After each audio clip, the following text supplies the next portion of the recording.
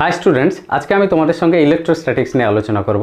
Electrostatics মানে যেখানে স্থির তড়িৎ অর্থাৎ চার্জ যখন মুভ করে না তখন তাদের মধ্যে কী ধরনের ইন্টারাকশন হয় সেগুলো নিয়ে ডিসকাস করব।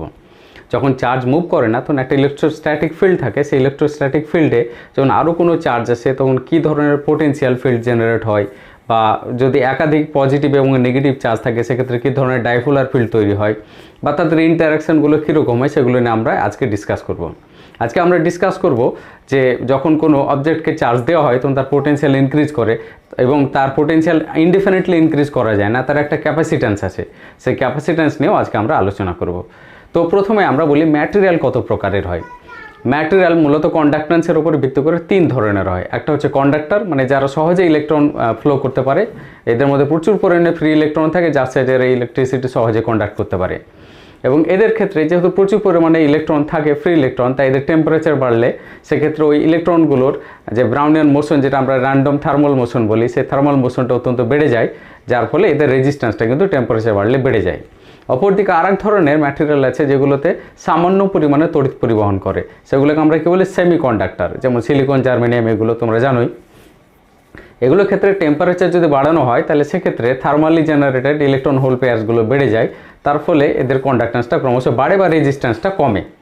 আর থার্ড যে ম্যাটেরিয়ালটার কথা বলছি তারা হলো অন্তরক, বা যাদেরকে ইনসুলেটর বলা হয়। মানে এরা কি কন্ডাক্ট মোটেও করে না, বা কন্ডাকশনটা আমাদের হিসেবে নেগলিজিবল বললেই চলে, যেমন প্লাস্টিক, কাঠ, কাগজ, এই সমস্ত পদার্থগুলো।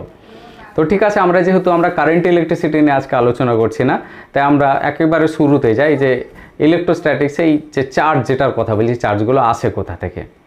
ঠিক আছে, তো চার্জের পিছনে রিজন কি? ধরো একটা নিস্তড়িত বস্তু আছে, এটাকে আমি পজিটিভলি চার্জ করতে চাইছি। তো কীভাবে পজিটিভলি চার্জ করব? এখান থেকে ইলেকট্রনগুলোকে বাইরে বের করে নেব। যদি এটাকে আমি নেগেটিভলি চার্জ করতে চাইতাম তাহলে আমি কি করে নেগেটিভলি চার্জ করব? এখানে কিছু ইলেকট্রন দিয়ে দেব। মানে যাই হোক, আমি পজিটিভ চার্জই করি আর নেগেটিভ চার্জই করি, তার পিছনে রিজন কিন্তু ইলেকট্রন, এবং যে কোনো ইলেকট্রন নয়, সেই ইলেকট্রন যেগুলো আমরা সবচেয়ে বাইরের কক্ষপথের ইলেকট্রনগুলোকে বলতে পারি, বা তাদের সঙ্গে যে ইন্টারাকশানগুলো হয়।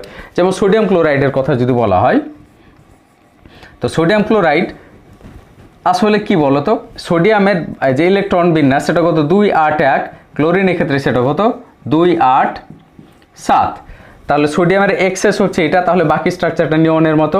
আর এই এক্সেসটা ক্লোরিনকে যদি দিয়ে দেয় তাহলে 7 + 1 হয়ে কত হয়ে যাবে 8, দিয়ে কিসের স্ট্রাকচার পেয়ে যাবে? আর্গনের স্ট্রাকচার পেয়ে যাবে। তাহলে সবাই স্টেবল অ্যাটমের স্ট্রাকচার যদি পেতে চায় তাহলে সেক্ষেত্রে তারা এই রিয়াকশনগুলো করে, এবং এটা ক্যাটায়ন হিসেবে থাকে, এটা অ্যানোয়ন হিসেবে থাকে।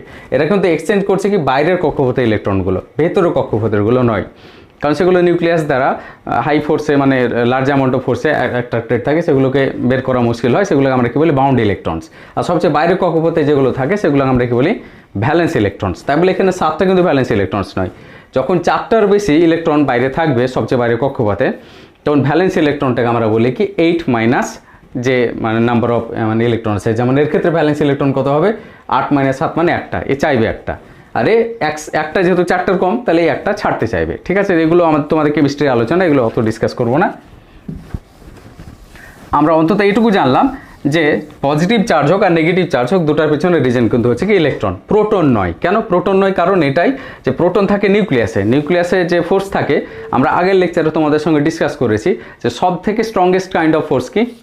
স্ট্রং ফোর্স যেটাকে বলছি, যার রেজাল্টই হলো কি নিউক্লিয়ার ফোর্স। তাহলে নিউক্লিয়ার ফোর্সকে অতিক্রম করে একটা প্রোটনের বাইরে বেরিয়ে আসা সম্ভব নয়, তার জন্য প্রোটন বাইরে বেরিয়ে আসতে পারবে না। তাহলে একমাত্র ইলেকট্রনগুলোই আমাদেরকে চার্জ ট্রান্সপোর্টের ক্ষেত্রে হেল্প করে। তাহলে সবসময় যে ইলেকট্রন বা সরাসরি ইলেকট্রন তাই নয়। যেমন লিকুইডের ক্ষেত্রে যদি বলো, যেমন একটা ইলেকট্রোলাইটের কথা বললাম সোডিয়াম ক্লোরাইড, ওটা গলিত বা দ্রবীভূত যে কোনো অবস্থাতেই ইলেকট্রিসিটি কন্ডাক্ট করে, কিন্তু সেটা কিসের মাধ্যমে করে? ক্যাটায়ন এবং অ্যানোয়নের মাধ্যমে। কিন্তু ওখানে সেই ব্যাপারটা সেই ইলেকট্রনই, ক্যাটায়ন ক্যাথোডে গিয়ে জমা হয়, ওখানে ইলেকট্রন কালেক্ট করে মেটালে পরিণত হয়।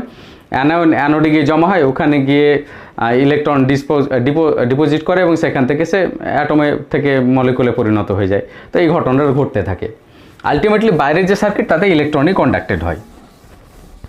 তো কোনো অবজেক্টে বা কোনো রিয়াকশানে যখন চার্জের ট্রান্সপোর্ট ঘটে তখন নেট চার্জ কি কনস্ট্যান্ট থাকে? হ্যাঁ, নেট চার্জ কনস্ট্যান্ট থাকে, মানে চার্জ কনজার্ভ হয়। বলতে চাইছি, দুটো অবজেক্ট যদি থাকে, একটা অবজেক্টে Q1 চার্জ আছে আর একটা অবজেক্টে Q2 চার্জ আছে। এবার যদি অবজেক্ট দুটোকে কানেক্ট করে দেওয়ার পরে যদি এটাতে Q1 চার্জ হয় এবং এটাতে Q2 চার্জ হয়, তাহলে previous charge Q1 plus Q2, previous net charge Q1 plus Q2, আর ফাইনাল নেট চার্জ কত small Q1 plus small Q2, দুটো কী হবে সমান হবে। মানে চার্জ কনজারভেশন মেথডটাকে ফলো করে, চার্জ সৃষ্টি করা যায় না, ধ্বংসও করা যায় না। দ্বিতীয় ব্যাপার, এই চার্জ যেগুলো কথা বললাম যে ইন্ডিভিজুয়াল চার্জ কিউ, কোন একটা চার্জড পার্টিকেলে ইন্ডিভিজুয়াল যে চার্জ কিউ এলো, সেই কিউটা এলো কিসের জন্য? যখন ওটা অনাহিত ছিল বা আনচার্জ ছিল তখন ওতে কী ছিল? যতগুলো প্রোটন ততগুলো নিউট্রন ছিল, এই ইলেকট্রন ছিল, মানে এটাতে পজিটিভ এবং নেগেটিভ চার্জের ব্যালেন্স ছিল। এখন কি হয়েছে যে কিছু ইলেকট্রন হয়তো আমি এখান থেকে বের করে নিয়েছি, তাহলে যদি এন সংখ্যক ইলেকট্রন বের করে নিয়েছি তাহলে এন ইন্টু ই, একটা চার্জে কত ইলেকট্রনের চার্জ কত ই, আর এটাতে প্রিভিয়াস কত চার্জ ছিল? 0 ছিল, কিউ ইকুয়াল টু 0। এখন যে চার্জ এসেছে সেই চার্জটাকে আমি ধরলাম কিউ, তাহলে প্রিভিয়াস নেট চার্জ যদি 0 হয় তাহলে that should be equal to present net charge. Present net charge কত? কিউ প্লাস এন ইন্টু ই। তাহলে এটা যদি হয় তাহলে আমরা কি বলতে পারি যে small q equal to minus n e. দেখো এখান থেকে আমরা এটা ফলো আপ করে নিতে পারছি। তাহলে আমরা কোনো অবজেক্ট থেকে যদি কিছু সংখ্যক ইলেকট্রন বের করে নিই তাহলে ওর মধ্যে কতটা চার্জ জেনারেট হবে সেটা আমরা দেখতে পাচ্ছি। তো আমরা মাইনাস সাইন দেখে ঘাবড়ে যাও না, কারণ মাইনাস সাইনটা অটোমেটিক্যালি আসে কী হিসেবে? এটা ক্যান্সেল হয়ে পজিটিভ হয়ে যায়। তো ই মানে কত? -1.6 ইন্টু 10⁻⁻19 কুলম্ব। কুলম্ব হচ্ছে কি চার্জের এসআই ইউনিট। চার্জের যে বিভিন্ন ইউনিটগুলো সেগুলো আমি ক্লাসের শেষে কয়েকটা স্লাইডে তোমাদেরকে দেখিয়ে দেবো, সেখান থেকে তোমরা নোট করে মুখস্থ করে নিও। তাহলে ইলেকট্রন যখন ছাড়ছে তখন তার চার্জ কত? -n ইন্টু ই। ঠিক আছে, তাহলে যখন ইলেকট্রন ছাড়ছে তাহলে অবজেক্ট থেকে ইলেকট্রন বেরিয়ে গেল, তাহলে প্রশ্ন, অবজেক্টের মাস কমবে না বাড়বে না একই থাকবে? হ্যাঁ, ইলেকট্রনেরও মাস আছে। ইলেকট্রনের মাস কত? মাস অফ ইলেকট্রন হচ্ছে 9.11 ইন্টু 10⁻31 কেজি। তার মানে ইলেকট্রন বেরিয়ে গেল মানে পজিটিভ চার্জ হয়ে যাচ্ছে। পজিটিভলি চার্জড ম্যাটেরিয়াল ডিসচার্জ বা আনচার্জড ম্যাটেরিয়ালের থেকে কী হবে? তাহলে লাইটার হবে। একইভাবে আমরা বলতে পারি যখন ইলেকট্রন গেইন করছে বা নেগেটিভলি চার্জড হচ্ছে তখন কি ইলেকট্রন আসছে, তাহলে সেক্ষেত্রে তার মাস ইনক্রিজ করবে। এখান থেকে তোমাদের প্রবলেমগুলো আসতে পারে। একটা প্রবলেম তোমাদের জন্য আমি করি এখানে।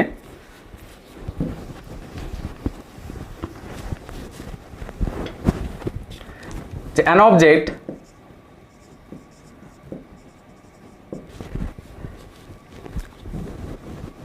বা আমি একেবারে আনচার্জ লিখে দিচ্ছি, an uncharged object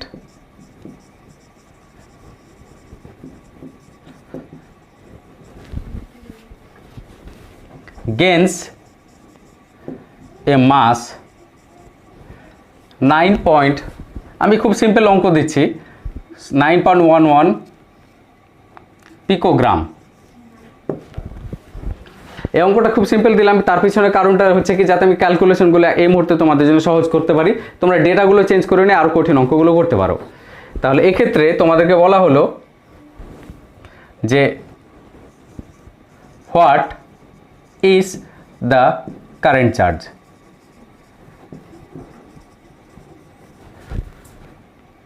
on that object. কি করে বের করবে? তাহলে লক্ষ্য করো যে তার মাস গেন হয়েছে কত? 9.11 পিকোগ্রাম।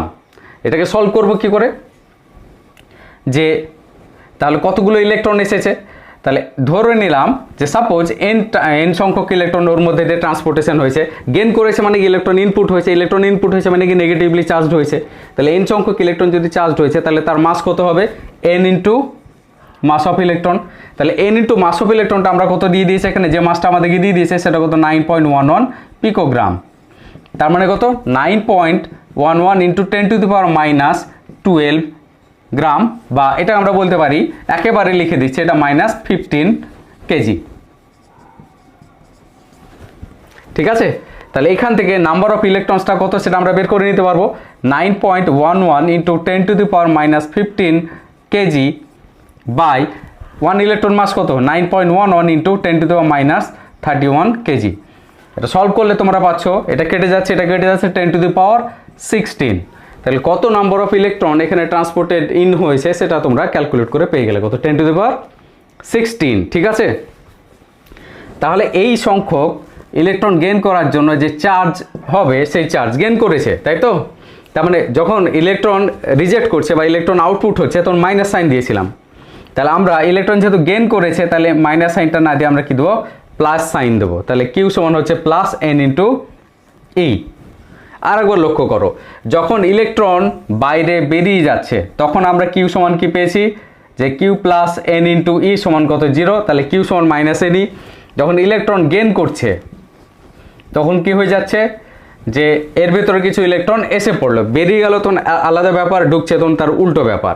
তাহলে সেক্ষেত্রে প্রথমে চার্জ কত ছিল 0, পরে চার্জ কত হবে সেটা বের করতে আমরা চাইছি। মোট চার্জ তখনও পরে 0 হবে, তাহলে কিউ সমান 0 সমান হবে কিউ ঢুকেছে মানে মাইনাস এন ইন্টু ই, তাহলে কিউ মানে কত হবে এন ইন্টু ই। তাহলে যদি বেরোনোর সময় মাইনাস হয় তাহলে ঢুকবার সময় কি হবে প্লাস হবে, কারণ উল্টো ব্যাপারটা উল্টো তোমরা বুঝে নিতে পারছো আশা করি। তাহলে সেক্ষেত্রে কিউ সমান যদি প্লাস এন ইন্টু ই হয় তাহলে সেখানে এন আমরা কি পাচ্ছি, কিউ মানে কত জানি না, ও আমাদেরকে তো কিউটাই বের করতে হবে। এন মানে আমরা পেয়েছি 10⁻16 আর ই মানে কত -1.6 ইন্টু 10⁻−19 কুলম। এটাকে সলভ করো, তাহলে সলভ করলে আমরা পাবো 1.6 -1.6 ইন্টু 10⁻³ কুলম বা -1.6 মিলি কুলম। তাহলে কত পরিমাণ চার্জ ওই অবজেক্টটার মধ্যে আসবে সেটা তোমরা ক্যালকুলেট করে এখান থেকে বের করে নিতে পারছো, তাই তো? ঠিক আছে। এরপরে তোমাদের সঙ্গে এখন একটু ছোট্ট করে আলোচনা করব যে ইলেকট্রোস্ট্যাটিক ইন্ডাকশন বলতে কি বোঝায়।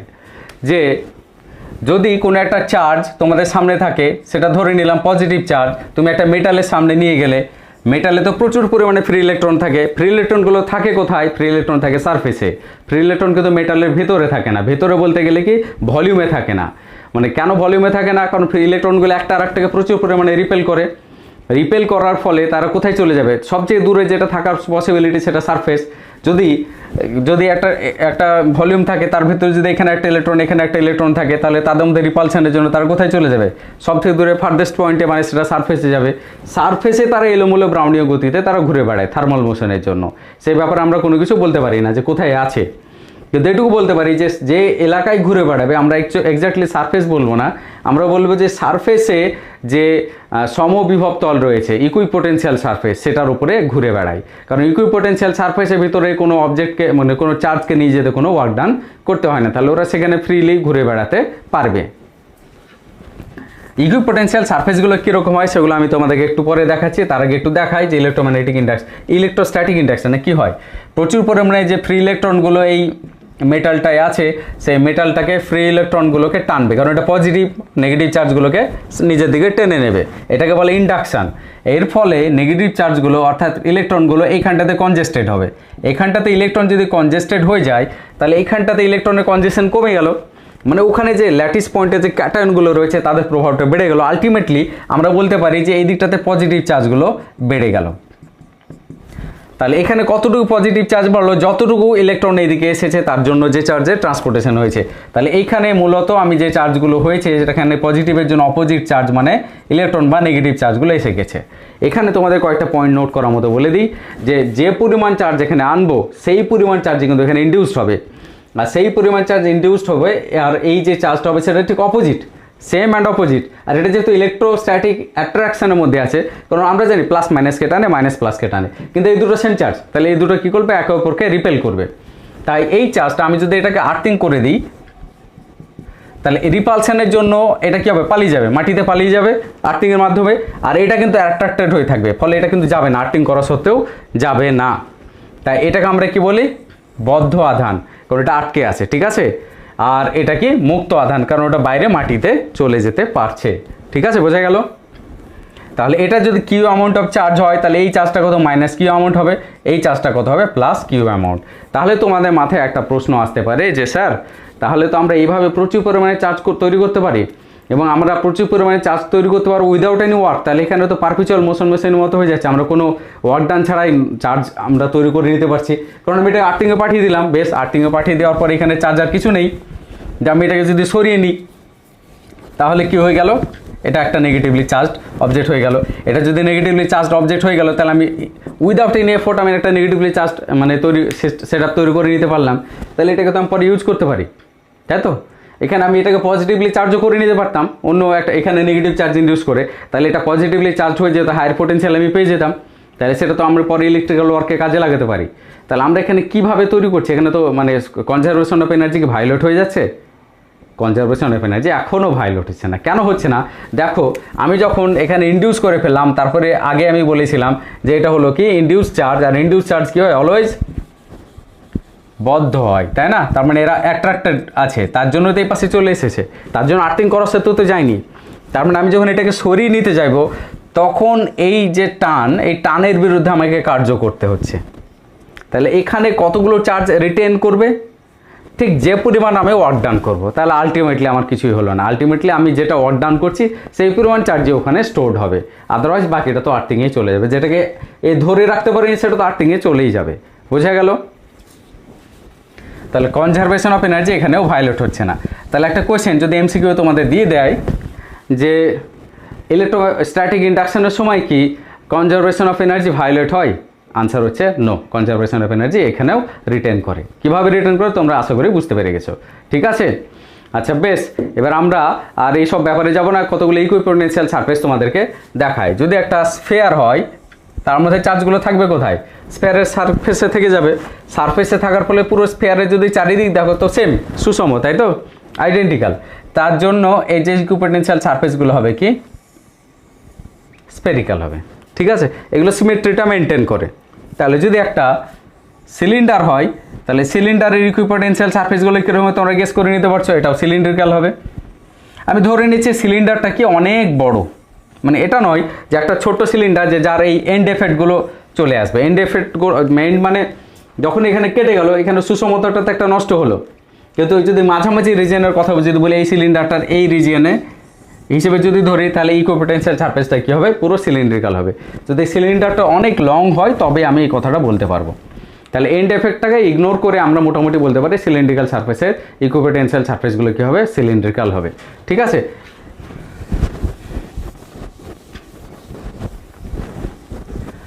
এর ফলে যদি কোনো এজ থাকে, সারফেস থাকে, তাতে যদি তুমি চার্জগুলোকে প্লেস করো তাহলে কি ঘটে দেখো, চার্জগুলোকে তুমি প্লেস করতে থাকো ইকুইপোটেনশিয়াল সারফেস অনুযায়ী, সেম ডিস্ট্যান্সে আমি সবগুলোকে যদি প্লেস করি তাহলে দেখতে পাচ্ছ যে কোথায় কনজেশনটা হচ্ছে, এজের কনজেশন হচ্ছে। তাহলে যখনই কোনো এজ আসবে সেখানে চার্জের ডেন্সিটিটা বেড়ে যাচ্ছে। তাহলে সেখানে যদি চার্জের ডেন্সিটি বেড়ে যায় তাহলে ইকুইপোটেনশিয়াল সারফেস বা চার্জ ডেন্সিটি সারফেস ঠিক হচ্ছে, এক্সটেন্ডেড হয়ে যাচ্ছে। তাই এখানে যদি আমি বলি চার্জ ডেন্সিটিটাকে এই প্লট দিয়ে রিপ্রেজেন্ট করি তাহলে দেখো এখানে নিঃসন্দেহে চার্জ ডেন্সিটিটা ক্রমাগত বাড়ছে, তাই তো? তার জন্য এখানকার চার্জ ডেন্সিটি বা ইকুইপোটেনশিয়াল সারফেসের প্লটটা কীরকম হবে, এই ধরনের হবে। কারণ এখানে চার্জের ডেন্সিটি বেশি, তাই বেশি ডিস্টেন্সে গিয়ে পোটেনশিয়ালটা যা হবে, কম চার্জের জন্য কাছে পোটেনশিয়ালটা সেম হবে। তাই ইকুইপোটেনশিয়াল সারফেসটা অনেকটা এই ধরনের হবে। আমার হাতের শেপে আঁকাটা হয়তো একটু এদিক ওদিক হচ্ছে, কিন্তু বুঝে নিতে তোমরা আশা করি পারবে যে এখানে ইনফ্লেটেড হবে আর এখানে অতটা ইনফ্লেশন থাকবে না।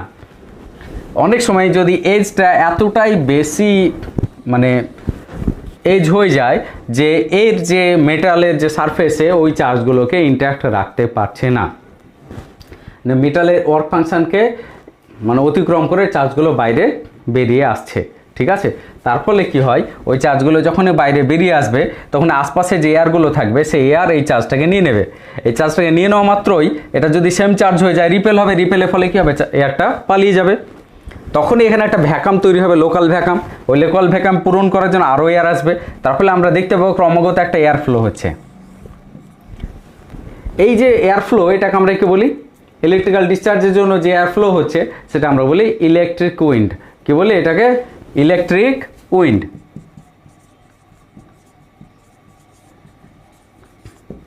বাংলাতে বলে তড়িৎ বার্তা, ঠিক আছে? বেশ, তাহলে আমরা মোটামুটিভাবে চার্জ নিয়ে ডিসকাস করলাম, চার্জের অরিজিনে ডিসকাস করলাম। আমরা জানলাম বা আমরা অলরেডি জানি, এগুলো ক্লাস 12 বা 10 থেকে 12-এর পড়াশোনাতে আমরা জানি যে দুটো সেম চার্জ একে অপরকে রিপেল করে, দুটো অপোজিট চার্জ পরস্পরকে অ্যাট্রাক্ট করে। কী হিসেবে অ্যাট্রাক্ট করে সেটাও জানি, কুলম্ব সূত্রতে আরেকবার রিভিশন হয়ে যাক।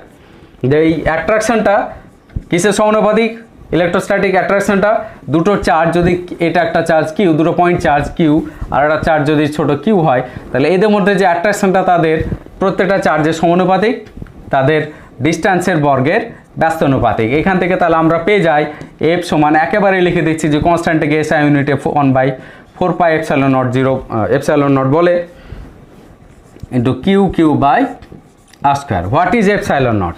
এপসাইলন নটটা হলো শূন্য মাধ্যমে তড়িৎ ভেদ্যতা বা free electric permittivity of free space. তো এর যে মাত্রীয় সংকেত বা আরও ডিটেলিং যেগুলো সেগুলো আমরা ঠিক স্লাইডে শেষের দিকে পেয়ে যাবে, তোমরা নোট করে নিও, ঠিক আছে?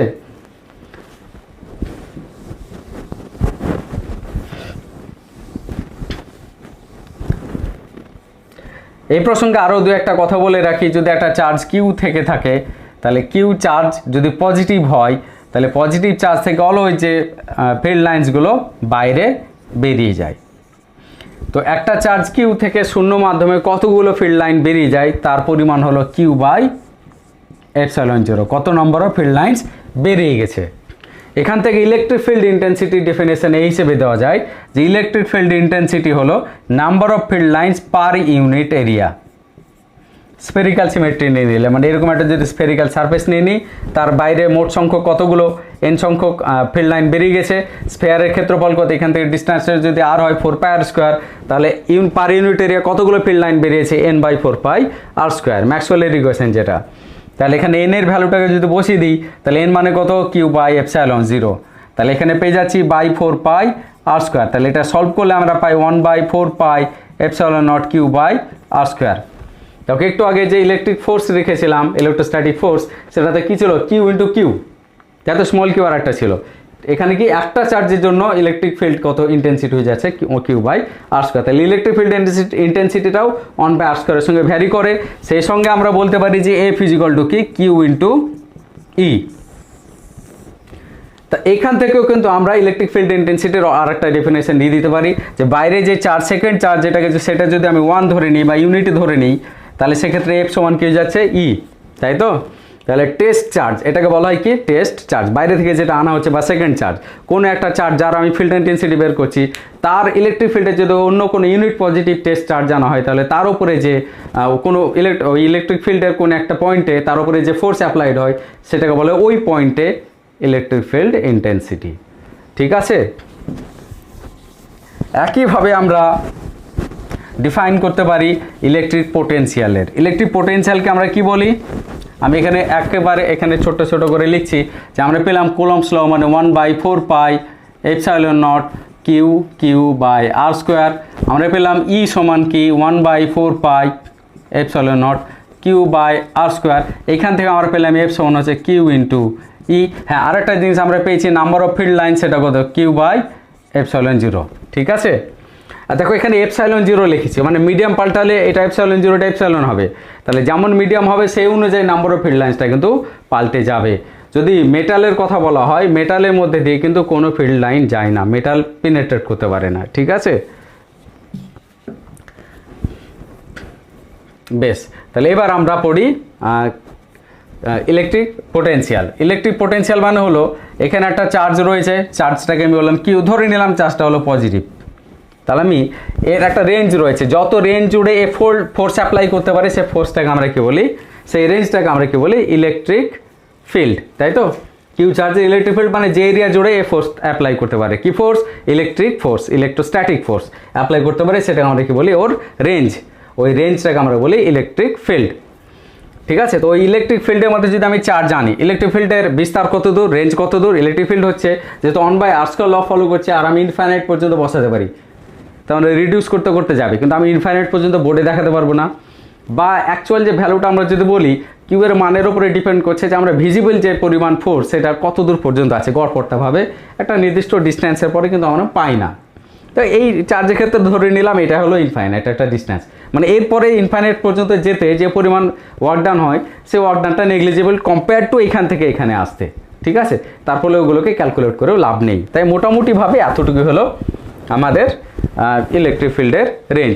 আর একটু ভালোভাবে বলে ধরো, তোমার কাছে একটা ছোট্ট টর্চ লাইট আছে, যে তুমি রাস্তায় আলো করে দিলে 15 কিলোমিটার দূরে সেই টর্চের লাইটে তুমি দেখতে পাবে, কিন্তু লাইট তো পৌঁছাবে 15 কিলোমিটারও, কারণ লাইটের অত দূর পৌঁছাতে 1 সেকেন্ডেরও ফ্র্যাকশন লেগে যায়, তাহলে পৌঁছে দিব্যি যাবে, কিন্তু তুমি ওখানে গিয়ে ভিজিবল কোনো চেঞ্জ তুমি লক্ষ্য করবে না। তুমি বড় যে 10 থেকে 20 মিটারের মধ্যে ওই লাইটের প্রভাবে একটু একটু দেখতে পাবে, তার বেশি দেখতে পাবে না। তাহলে 10 থেকে 15 মিটারের বাইরে থেকে যে ওই 15 কিলোমিটার পর্যন্ত রেঞ্জ, তাতে যে লাইটের যে প্রভাব সেটা গিয়ে খুবই নগণ্য, ওটা আমরা ইগনোর করতেই পারি, ঠিক আছে? তাহলে ইনফাইনাইট ডিস্টেন্স থেকে যদি আমি একটা চার্জকে আনি ইউনিট পজিটিভ চার্জ, তাহলে কি করতে হবে, এই চার্জকে এই চার্জের এগেনস্টে আনতে হবে। তাহলে কি করবে, কি ঠেলবে, যখনই ঠেলবে তখন এর মধ্যে কিছু জমা হবে। এই যে পেনটা, এটাকে আমি উপরের দিকে থ্রো করে দিলাম, আবার নিচে পড়ে গেল। কেন পড়ে গেল, আমি তো নিচে নামাইনি, আমি থ্রো তো করেছি উপরে। নামালোটাকে, নামালো কি, যখনই থ্রো করলাম তখন একটা জিওমেট্রিক ফোর্স আছে, এখানে কি আছে, আমাদের গ্র্যাভিটেশনাল ফিল্ড আছে। তাহলে যত উপরে উঠাচ্ছে গ্র্যাভিটেশন ওকে বলছে নিচে নাম, নিচে নাম, কিন্তু ওপরে উঠছে। তাই এর ক্রমাগত ডিসিলারেশন হচ্ছে, ডিসিলারেশন হতে গিয়ে ওপরে একদম যখন সবচেয়ে উপরে গিয়ে রেস্ট হয়ে যাচ্ছে, জিরো হয়ে যাচ্ছে এর ভেলোসিটি, তখন কি হয়ে যাচ্ছে, টোটাল এনার্জি কনজার্ভ করতে যাওয়ার ফলে এই যে কাইনেটিক এনার্জিটা দিয়েছিলাম এর সম্পূর্ণরূপে পোটেনশিয়াল এনার্জিতে কনভার্ট হয়ে গেছে। পৃথিবী বা গ্র্যাভিটেশনাল ফিল্ড কিন্তু কোনো কিছু নেয়ও না, কোনো কিছু দেয়ও না। ও কী করবে, যেটুকু নিয়েছিল পুরোটাই আবার রিটার্ন দেবে। তার ফলে পুরো ওর যে যেটা বললাম আর কি পোটেনশিয়াল এনার্জি, সেটা আর কি ক্রমাগত কাইনেটিক এনার্জিতে কনভার্ট হবে এবং নিচে আমি সেম ভেলোসিটিতে সেম কাইনেটিক এনার্জিতে রিটার্ন পাবো। ঠিক একই ঘটনা এখানেও ঘটবে। এখান থেকে এখানে আনতে যে কাইনেটিক এনার্জি যদি আমি এখানে থ্রো করে দিই এইভাবে, তাহলে আসার ফলে যদি এত দূর পর্যন্ত আসে, আবার যদি রিটার্ন যায় এখানে, তাহলে ঠিক আমি যে ভেলোসিটিতে ছুড়েছিলাম সেই ভেলোসিটিতে রিটার্ন পাবো। মানে এখান থেকে কাইনেটিক এনার্জিটা কমতে কমতে পোটেনশিয়াল এনার্জি বাড়তে বাড়তে kinetic energy zero, potential energy maximum, আবার পোটেনশিয়াল এনার্জি কমতে কমতে কমতে কমতে এখানে potential energy zero, kinetic energy সেই কাইনেটিক এনার্জি যে কাইনেটিক এনার্জিতে আমি ছুড়েছিলাম, কিন্তু এখানে চেঞ্জ যেটা হলো সেটা হলো ডাইরেকশন। থ্রো করেছিলাম এই দিকে, রিটার্ন পেলাম এই দিকে। ঠিক আছে, তো আমরা বলি যে এই পয়েন্টের যদি বলি যে পোটেনশিয়াল কত, তাহলে হচ্ছে ইনফাইনাইট থেকে এই পয়েন্ট পর্যন্ত একটা ইউনিট পজিটিভ চার্জকে আনতে যে পরিমাণ ওয়ার্ক ডান করতে হয় সেটাকে আমরা কি বলছি, এই যে পয়েন্টের ইলেকট্রিক পোটেনশিয়াল। ঠিক আছে, তাহলে ইলেকট্রিক পোটেনশিয়ালের ডেফিনেশন আমরা কি বলবো, যে ইনফাইনাইট থেকে যদি ইউনিট পজিটিভ চার্জ আনি, তাহলে ইনফাইনাইট থেকে ইউনিট পজিটিভ চার্জ, তার মানে কি, যদি কিউ ইজিক্যাল টু 1 হয়ে যায় তাহলে এফ ইজিক্যাল টু কি, ই হয়ে যাচ্ছে। তাই ডেফিনেশনটাকে আমি সরাসরি লিখে দিচ্ছি, ই ডট ডিআর। ইনফাইনাইট থেকে ইউনিট পজিটিভ চার্জ যদি আমি নিই কোনো পয়েন্টে, তাহলে সেক্ষেত্রে যে পরিমাণ আমাদের এনার্জি ওখানে চলে আসে, যে পরিমাণ কার্য করতে হয় বা ওয়ার্ক ডান করতে হয়, সেটাকে বলা হয় ওই পয়েন্টের পোটেনশিয়াল।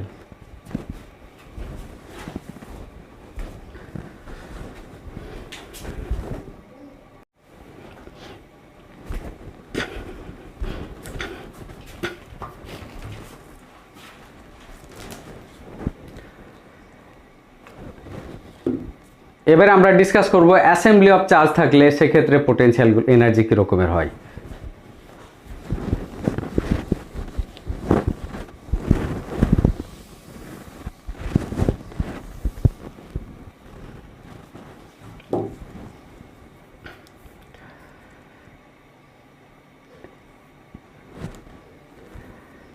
তাহলে আমরা জানলাম ইউনিট পজিটিভ চার্জকে যদি ইনফাইনাইট ডিস্টেন্স থেকে আনতে হয় তাহলে কি পরিমাণ ওয়ার্ক ডান করতে হয়। তাহলে আমি যদি কিউ পরিমাণ চার্জকে আনি তাহলে সে পরিমাণ ওয়ার্ক ডানটা কত হবে, সিম্পলি ডব্লিউ সমান হবে q into V. Infinite distance থেকে একটা ইউনিট কিউ পজিটিভ চার্জকে ইলেকট্রিক ফিল্ডের কোনো পয়েন্টে আনতে যে পরিমাণ কাজ করতে হবে সেই কাজটা হলো W equal to q into V.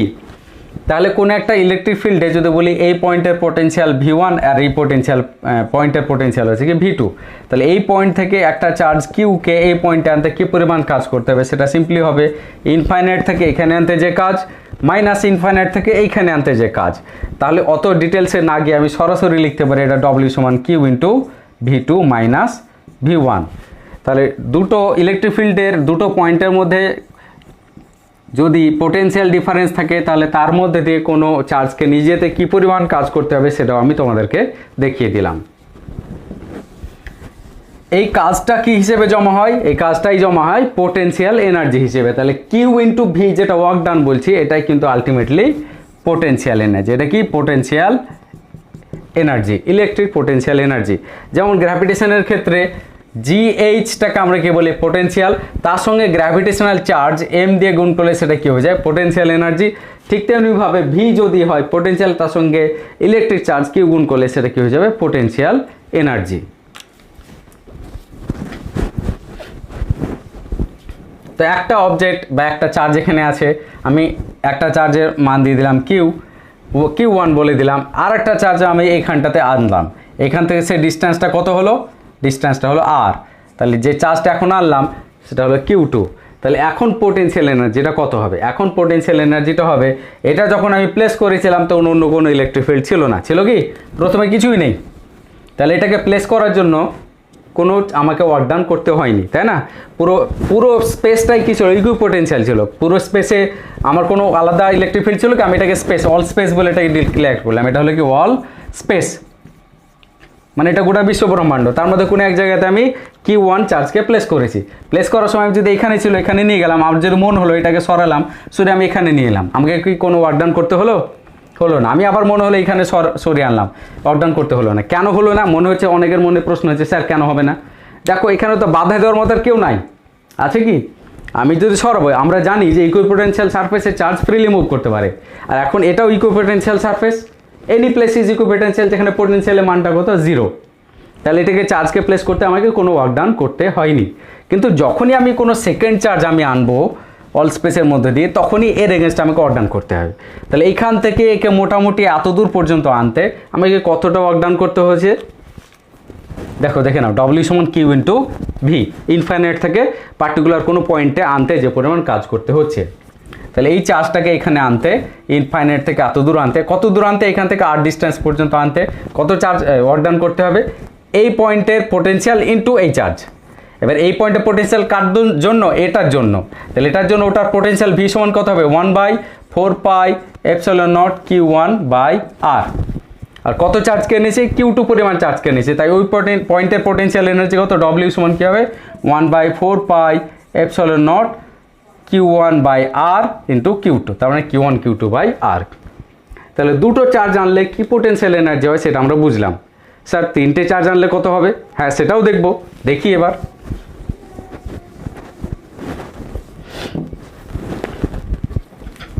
তাহলে এ একটা চার্জ, ধরো এ একটা চার্জ, এটাকে বললাম Q1, এটাকে বললাম Q2। আমরা জানি দুটো চার্জকে যদি পরস্পরের থেকে যে ডিস্টেন্স, সেটা আমি বললাম R12, মানে 1 নম্বর চার্জ এবং 2 নম্বর চার্জের মধ্যে যে ডিস্টেন্স, সেটা আমি কী দিয়ে ডিক্লেয়ার করলাম, R12। তাহলে সেক্ষেত্রে যে পোটেনশিয়াল এনার্জিটা হবে, সেই পোটেনশিয়াল এনার্জিটা আমি লিখেছি V, টোটাল পোটেনশিয়াল এনার্জিটাকে আমি এখন V দিয়ে ডিনোট করছি, W দিয়ে ডিনোট না করে। তাহলে পোটেনশিয়াল এনার্জি আমি বোঝার জন্য লিখে দিলাম, পোটেনশিয়াল এনার্জি V সমান হচ্ছে কত, 1/4πε0 Q1 Q2/R12। ঠিক আছে। এবার আমি থার্ড যখন আর একটা চার্জকে আনছি, থার্ড চার্জকে কী হচ্ছে, থার্ড চার্জ যখন আনছি আমি, সেই থার্ড চার্জটা আমি Q3 বললাম, ও যখনই এখানে এন্টার করলো সঙ্গে সঙ্গে কে রিবেল করছে বা কে কার এগেনস্টে কাজ করতে হচ্ছে, এটার এগেনস্টেও কাজ করতে হচ্ছে, এটার এগেনস্টেও কাজ করতে হচ্ছে। আমি এটাকে এখানে এনেছি। তো এই যে ডিস্টেন্সগুলো আমি বলছি সেটা হচ্ছে কি 2 আর 3-এর মধ্যে এটাকে বললাম R23, আর 1 আর 3-এর মধ্যে এটাকে বললাম R13। ঠিক আছে। তাহলে প্রত্যেকের এগেনস্টেই কাজ করতে হয়েছে। তাহলে প্রথমবারে দুটো চার্জ ছিল তখন একবার কাজ করতে হয়েছে, দ্বিতীয়বারে যখন তিনটে চার্জ হলো তখন আমাকে দুবার কাজ করতে হয়েছে। তাহলে আমি পরবর্তী কাজগুলোকে এক্সট্রা সেগুলো লিখছি। প্রথম দুটো অ্যাসেম্বল করার জন্য এই ওয়ার্কডানটা আমাকে করতে হয়েছে। এবার থার্ড থেকে আনার জন্য প্রথমটা এবং দ্বিতীয়টার সঙ্গে আরেকবার ওয়ার্কডান করতে হচ্ছে। এটাকে যখন আনছি এটার এগেনস্টে ওয়ার্কডান করতে হচ্ছে, এটার এগেনস্টে ওয়ার্কডান করতে হচ্ছে। তো এটার এগেনস্টে ওয়ার্কডানটা লিখি, এটা কত 1/4πε0, এটার এগেনস্টে Q1 Q3, তাদের মধ্যে ডিস্টেন্স R13 প্লাস, এবার এটার এগেনস্টে ওয়ার্কডানটা লিখি, এটা 2 নম্বর এবং 3 নম্বর চার্জ, 1/4πε0 Q2 Q3/R23। তো আরেকটা যদি চার্জ আনি তাহলে কি হবে স্যার, তাহলে এখানে আনলাম চার্জ, সেই চার্জটাকে আমি কি বললাম Q4। আবার দেখো এই Q4 মানে কি প্রত্যেকটার বিরুদ্ধে কাজ করতে হবে, তাহলে আমাকে আরও 3টে টার্ম এক্সট্রা লিখতে হবে। তাহলে মোটমাট কীভাবে টার্মগুলো প্রোগ্রেস করছে তোমরা সেগুলো বুঝে নিতে পারছো। আমি জেনারেলাইজেশন করতে যাচ্ছি না, জেনারেলাইজেশনের ফর্মুলাতে যেটা ½ × I ≠ J, I = 1 to n, J = 1 to n হিসেবে যে ফর্মুলা একটা আছে সেটা তোমরা বই থেকে দেখে নিতে পারো, কিন্তু সেটা করলে তোমরা প্রবলেমগুলো সলভ করতে পারবে না। আমাদের জেনারেল ফর্মুলাটা এখন জেনে লাভ নেই, ওটা +2 লেভেলে বা 12 লেভেল পর্যন্ত কারেক্ট ছিল। এখন আমরা প্রবলেম সলভিং দেখছি, প্রবলেম সলভিংয়ে আমাদেরকে কি এক্সপ্লিসিট ওয়েতে জানতে হবে যে কীভাবে টার্মগুলো আসে। তাহলে এখন আরও যে বাকি 3টে টার্ম, সে 3টে টার্ম কী আসবে, +1/4πε0 এই ডিস্টেন্সগুলো বলবে। এখন এটা একটা ডিস্টেন্স, এটা আর একটা ডিস্টেন্স, আর এটা আর একটা ডিস্টেন্স। তাহলে কি Q1 Q4/R14 plus 1/4 pi epsilon 0 Q2 Q4 by R24 plus 1/4 pi epsilon 0 Q3 Q4 by R34 দেখো R14 R24 R34 এই কটা এক্সট্রা টার্ম এলো। তাহলে পরের এক্সট্রা টার্ম কটা আসবে, যদি আমি Q5 কে আনি তাহলে অলরেডি এখানে 4টে চার্জ আছে, তাহলে আরও 4টে এক্সট্রা টার্ম এইখানে আসবে, বাকিগুলো তো থাকবেই। বোঝা গেল আশা করি। তাহলে এইভাবে আমরা প্রবলেমগুলোকে কিন্তু সলভ করতে পারবো, ঠিক আছে।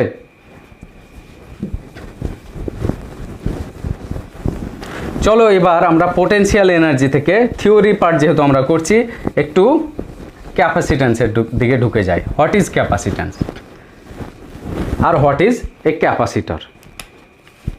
ক্যাপাসিট্যান্স মানে এবিলিটি টু রিটেন চার্জ, সেটা আমরা বলি ক্যাপাসিট্যান্স। তার মানে কি, এতে যদি আমি কিউ পরিমাণ চার্জ দিয়ে দিই তাহলে এই যে কোনো মেটাল অবজেক্টই হোক না কেন তাতে ভি পোটেনশিয়াল জেনারেট হলো। আরেকটা আমি অবজেক্ট নিলাম, এটাতে কিউ পরিমাণ চার্জ দিলাম, এটাতে বললাম V1 পোটেনশিয়াল হলো, এটাতে V2 পোটেনশিয়াল হলো, কিন্তু বলে দিলাম যে V2 লেস দ্যান V1, ঠিক আছে।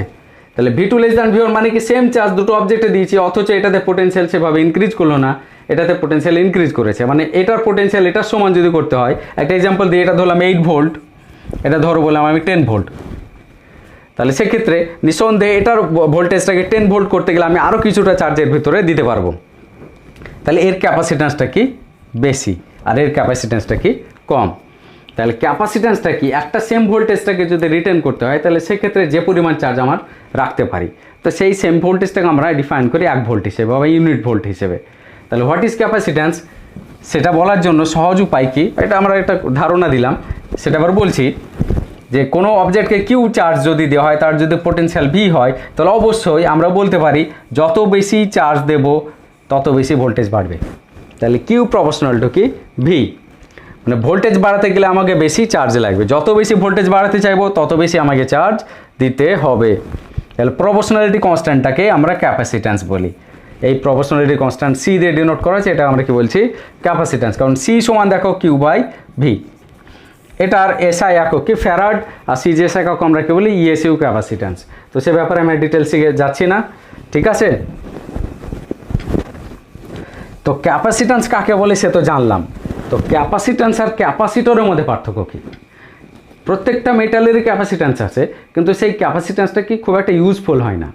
যদি কোনো পার্টিকুলার ওয়েতে আমরা সেই ক্যাপাসিট্যান্সের মানটাকে অনেক বাড়িয়ে দিতে পারি, সেই মেটালের ক্যাপাসিট্যান্সটাকে, তখন তাকে আমরা ক্যাপাসিটর বলতে পারি। তাহলে সেটা কীভাবে করতে পারি, আমরা চেষ্টা করব প্রথম কথা, যে অবজেক্টটাকে নিচ্ছি সে অবজেক্টটা যদি এবড়ো খেবড়ো হয় তাহলে প্রত্যেকটা এজে কী হবে, তড়িৎমোক্ষণ হবে, ইলেকট্রিক্যাল ডিসচার্জ হবে, তাহলে তো চার্জ অ্যাকুমুলেট করে রাখতে পারবে না, ঠিক আছে।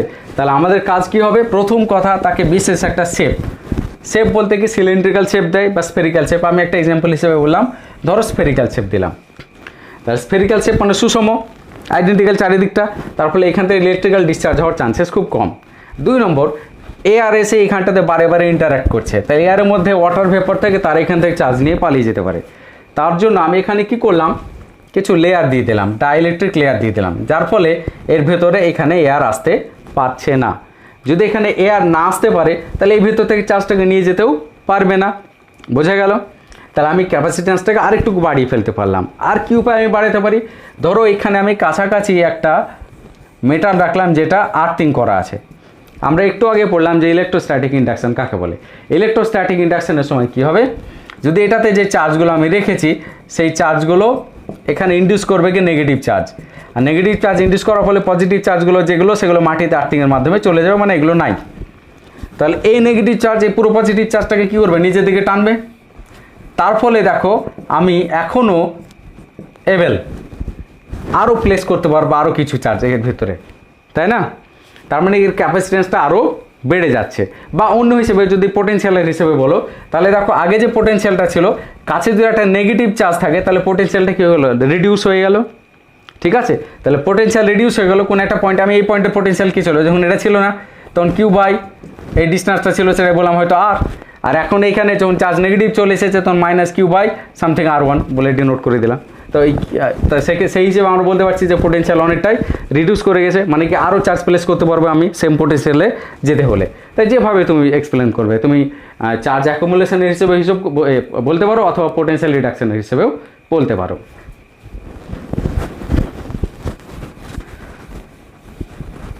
তো দুটো অবজেক্টকে যদি আমি পাশাপাশি রাখি, এই একটা অবজেক্ট, এই একটা অবজেক্ট, এটাতে Q1 চার্জ আছে, এটাতে Q2 চার্জ আছে, এটার রেডিয়াস দিয়ে দিয়েছে R1, এটার রেডিয়াস দিয়ে দিয়েছে R2।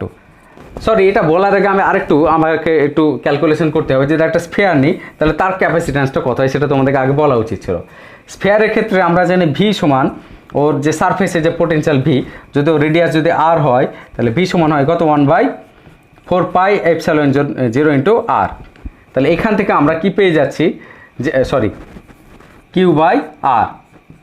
যদি এটাকে আমি কিউ চার্জ দিয়ে থাকি তাহলে সেক্ষেত্রে এখান থেকে পেয়ে যাচ্ছি Q সমান 4πε0 ইন্টু আর ইন্টু ভি। আর আমরা একটু আগেই জানলাম যে ক্যাপাসিট্যান্সের ফর্মুলা Q সমান C ইন্টু ভি। তাহলে হোয়াট ইজ সি? স্ফেয়ারের সি বলতে বা ক্যাপাসিট্যান্স বলতে কী বোঝায়? সিজি এসে সিম্পলি আর এসে ইউনিটে 4πε0 ইন্টু আর। তাহলে স্ফেয়ারের ক্যাপাসিট্যান্স কত হচ্ছে? ক্যাপাসিট্যান্স অফ স্ফেয়ার 4πε0 ইন্টু আর। তাহলে সেই হিসেবে এটা রেডিয়াস বললাম R1, এটা রেডিয়াস বললাম R2, এই দুটোকে কানেক্ট করে দিলে তাহলে সেক্ষেত্রে আলটিমেট চার্জটা কত হয়? Q1 আর Q2 হয়ে যাবে। কারণ চার্জ ট্রান্সপোর্টেশন তো হবেই, স্বাভাবিক কথা। কতক্ষণ পর্যন্ত হবে? যতক্ষণ না দুটোই একটা ইউনিফর্ম ভোল্টেজে রিটার্ন করে। ইনিশিয়ালি এটা ভোল্টেজ একরকম ছিল, ওটার ভোল্টেজ আরেক রকম ছিল, ধরলাম এটা বেশি, তাহলে এখান থেকে চার্জ ওখানে যাবে, হায়ার পোটেনশিয়াল থেকে লোয়ার পোটেনশিয়ালে চার্জ ট্রান্সপোর্টেশন হবে। কতক্ষণ পর্যন্ত হবে? যতক্ষণ না দুটো একটা ইউনিফর্ম পোটেনশিয়াল গেন করে, মানে এটাও ভি এটাও ভি, ততক্ষণ পর্যন্ত এটা চলতে থাকবে। তো এই সময় এই যে পুরো প্রক্রিয়াটা চলছে, এর ফলে কি চার্জ নিজে নিজে ট্রান্সপোর্ট করছে, মানে ওয়ার্কটাকে নিজে নিজে করছে, তার মানে কি টোটাল এনার্জি নিঃসন্দেহে রিডাকশান হবে। তো যে পরিমাণ এনার্জি রিডাকশান হয় সেই রিডাকশানটাকে আমি যদি বলি এটার ক্যাপাসিট্যান্সটাকে C1 বলি, এটার ক্যাপাসিট্যান্সটাকে যদি বলি C2, তাহলে সেই রিডাকশানটা হচ্ছে এনার্জি রিডাকশানটা হচ্ছে half C1 C2 by C1 plus C2 into V1 minus V2 তার হোল স্কোয়ার। ঠিক আছে? তার মানে কি এই যে রিডাকশন অফ এনার্জিটা কিন্তু কে হায়ার পোটেনশিয়াল কে লোয়ার পোটেনশিয়ালের উপরে ডিপেন্ড করছে না। দেখো V1 হায়ার হোক বা V2 হায়ার হোক, স্কোয়ার টার্মটা কি পজিটিভ, মানে যে হায়ার হোক আর যে লোয়ার হোক, চার্জ এদিক থেকে ওইদিকে যাক বা এদিক থেকে ওইদিকে যাক, চার্জ তো নিজে নিজে আসছে। যেমন আলটিমেটলি এনার্জিটা কী হবে? লস হবে। এই লস অফ এনার্জিটা ডেল্টা ই দিয়ে ডিনোট করলে এই লস অফ এনার্জিটা এরকম আসবে। আমি আর ক্যালকুলেশনে যেতে চাইছি না, কারণ ক্যালকুলেশন করে বেকার সময় নষ্ট করা হবে তোমাদের জন্য। তোমরা এই ফর্মুলাটা জেনে রাখবে, তোমরা বাড়িতে বই থেকে যে কোনো স্ট্যান্ডার্ড বই থেকে এটা দেখে নিতে পারো। আর একটা জিনিস তোমাদের এখানে বলার আছে যে আলটিমেট যখন এই দুটো আমাদের চার্জ মানে সমতা এস্টাবলিশ হয়ে যাবে, ভোল্টেজ সমতা, তখন কি ঘটবে? তখন ঘটবে Q1 বাই C1 সমান Q2 বাই C2, মানে টোটাল চার্জ এমনভাবে ডিস্ট্রিবিউট হবে যাতে করে Q1 এবং Q2-র অনুপাত Q1 বাই Q2 এটা সমান C1 বাই C2, বা সিম্পলি এটা বলতে পারে R1 বাই R2। কারণ C মানে কি 4πε0, আর 4πε0 কেটে গেলে R1 বাই R2। তাহলে কী হিসেবে চার্জগুলো ডিস্ট্রিবিউটেড হয়ে যায় তার যে ফর্মুলা সেটাও তোমরা এখানে পেয়ে গেলে। এগুলো মনে রাখবে, এগুলো মানে তোমাদের খুব সহজে দ্রুত প্রবলেম সলভ করতে সাহায্য করবে। ঠিক আছে?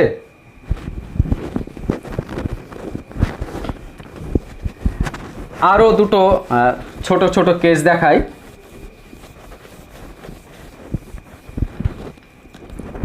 ধরো এটা একটা স্ফেয়ার, এর ভিতরে আমি আর একটা স্ফেয়ার রেখেছি, দেওয়ার পরে এটাকে আমি আর্থিং করে দিয়েছি এবং ভেতরের স্ফেয়ারটাকে আমি কিউ চার্জ দিয়েছি বা বড় কিউ চার্জ দিয়েছি।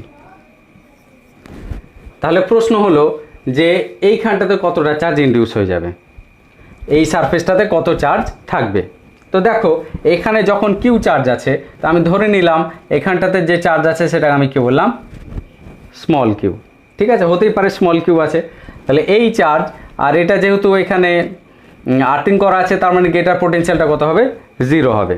তো এটা যে রেডিয়াস, সেই রেডিয়াসটাকে আমি বললাম এ, আর এটা যে রেডিয়াস এটাকে বললাম কি বি। তার মানে দুটো হলো স্ফেয়ার, তাই তো? হলো, এটা হলো, দুটোই থিন। ঠিক আছে? তাহলে আলটিমেটলি আমরা বলতে পারি যে এই পয়েন্টটাতে এই পয়েন্টটাতে টোটাল যে আমি যদি বলি পোটেনশিয়াল কত হবে, সেটা এই পয়েন্টে টোটাল পোটেনশিয়ালটা হবে কি 0। তো টোটাল পোটেনশিয়ালটা কত হবে কিউ বাই এখানে যে চার্জটা রয়েছে সেটা কত কিউ, আর এই ডিস্টেন্সটা কত b by 4 pi epsilon nought into b. তাহলে এইখান থেকে ডিস্টেন্সটা কত বি, তার জন্য q by 4 pi epsilon nought into b হলো, ঠিক আছে।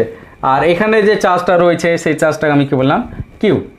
তাহলে প্লাস কিউ বাই এই স্ফিয়ারে যেহেতু কিউ চার্জ আছে, তাহলে এই স্ফিয়ারের সারফেসে টোটাল পোটেনশিয়াল কত হবে simply 4 pi epsilon nought into b, কারণ এটারও রেডিয়াস কত বি। তাহলে আলটিমেটলি টোটাল পোটেনশিয়ালটা যেহেতু গ্রাউন্ডেড আছে এই সারফেসটা, তাই টোটাল পোটেনশিয়ালটা কত হয়ে যাবে 0।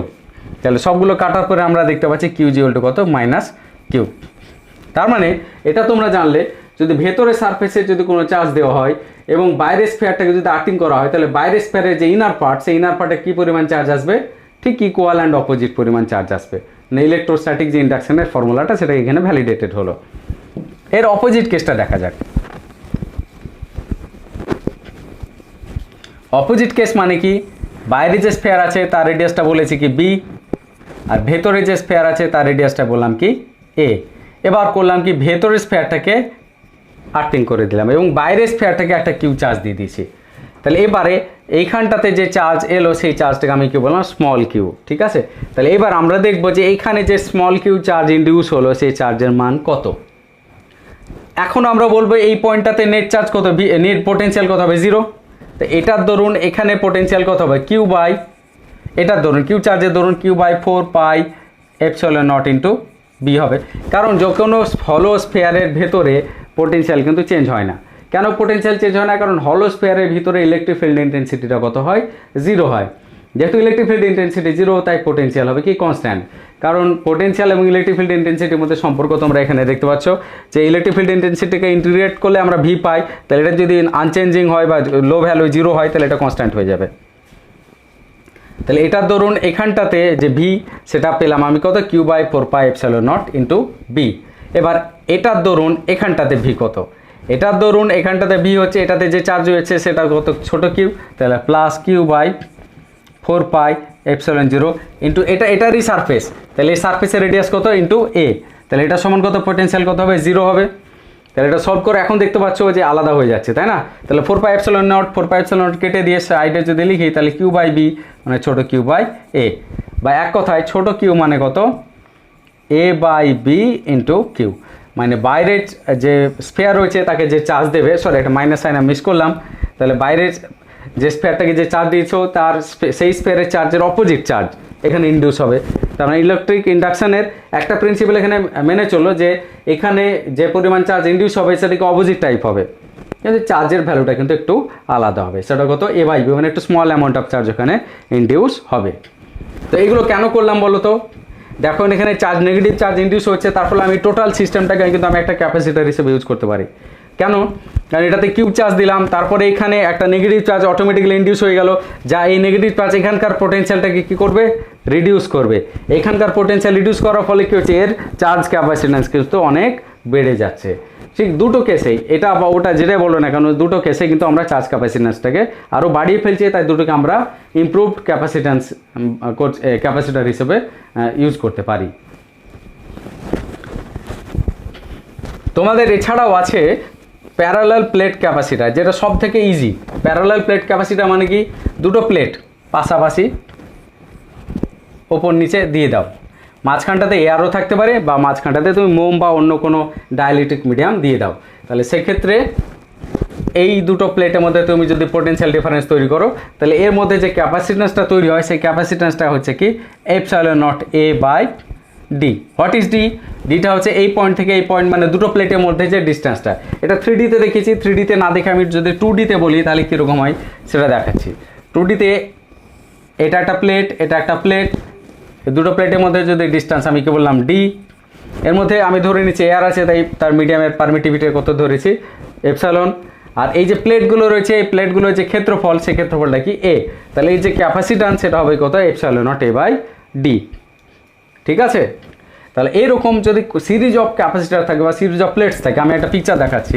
মানে এদিকে একটা প্লেট আছে, এই প্লেটটা এইভাবে এইভাবে এইভাবে এইভাবে, এবং এইদিকে আরেকটা প্লেট আছে, যে প্লেটটাতে প্লেটগুলো এইভাবে এইভাবে এইভাবে এইভাবে আছে আর কি।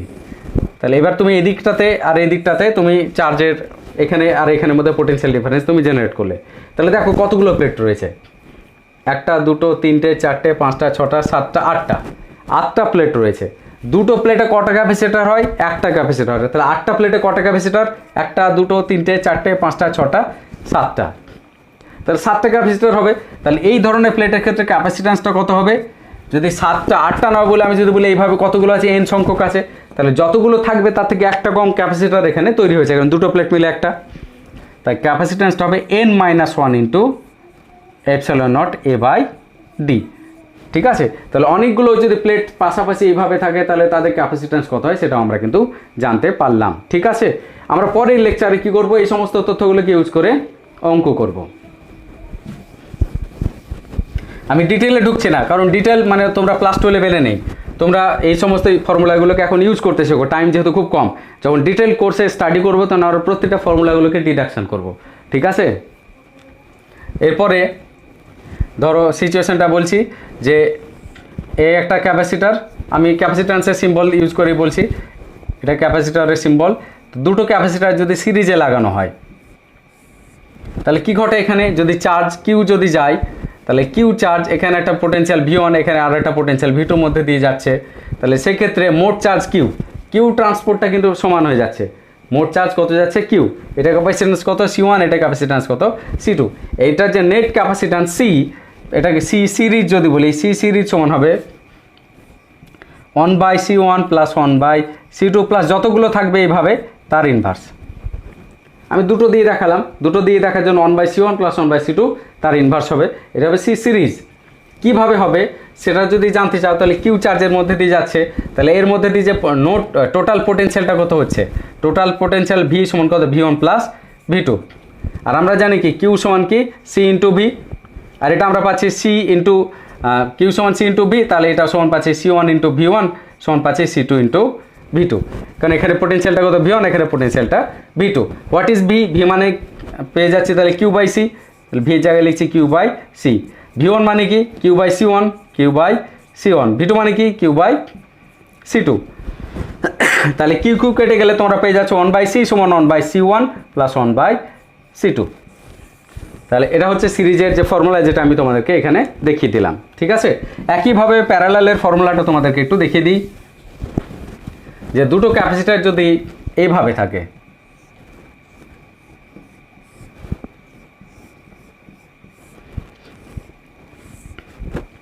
তাহলে সেক্ষেত্রে এটা যদি C1 এটা C2 হয় তাহলে নেট ক্যাপাসিট্যান্স C প্যারালাল মান কত হবে? C প্যারালাল মানে তোমাদের ফর্মুলাটা বলে দিচ্ছি, এটা simply C1 plus C2 plus যতগুলো থাকবে সেটাই হবে। দুটো দিয়ে প্রমাণ করে দেখাচ্ছি। এখানে যখন চার্জ কিউ আসছে দুটো ভাগে ভাগ হয়ে যাচ্ছে, এটাতে Q1, এটাতে যাচ্ছে কত? Q2, কিন্তু দুটোর পোটেনশিয়াল কিন্তু সেম আছে। দেখো এই মাথা দুটো সেম পোটেনশিয়াল। ঠিক আছে, দুটো যেহেতু প্যারালালি কানেক্টেড আছে, তাহলে আমরা পাচ্ছি কিউ সমান কত? Q1 প্লাস Q2, যেহেতু চার্জ এখানে ডিস্ট্রিবিউটেড হয়ে যাচ্ছে, তাহলে চার্জ ডিস্ট্রিবিউশনের জন্য আমরা পেলাম কিউ সমান Q1 প্লাস Q2, কিন্তু এখানে ভি তো সেম আছে, তাহলে কিউ সমান কত? C into V. Q1 মানে কত? C1 into V. Q2 মানে কত? C2 into V. তাহলে আলটিমেটলি ভি কেটে গেলে আমরা কী পাচ্ছি? C সমান C1 প্লাস C2। এরকম যদি আরও থাকে তাহলে সেগুলো চলতে থাকবে, তাই ফর্মুলাটাই তোমাদেরকে এরকমভাবে আমি দেখিয়েছি। ঠিক আছে, তাহলে আমরা সিরিজ এবং প্যারালাল দুটোই বুঝলাম। তাহলে আজকে এই মুহূর্তে বাড়িতে করার জন্য তোমাদেরকে একটা দিয়ে দিই ছোট্ট প্রবলেম।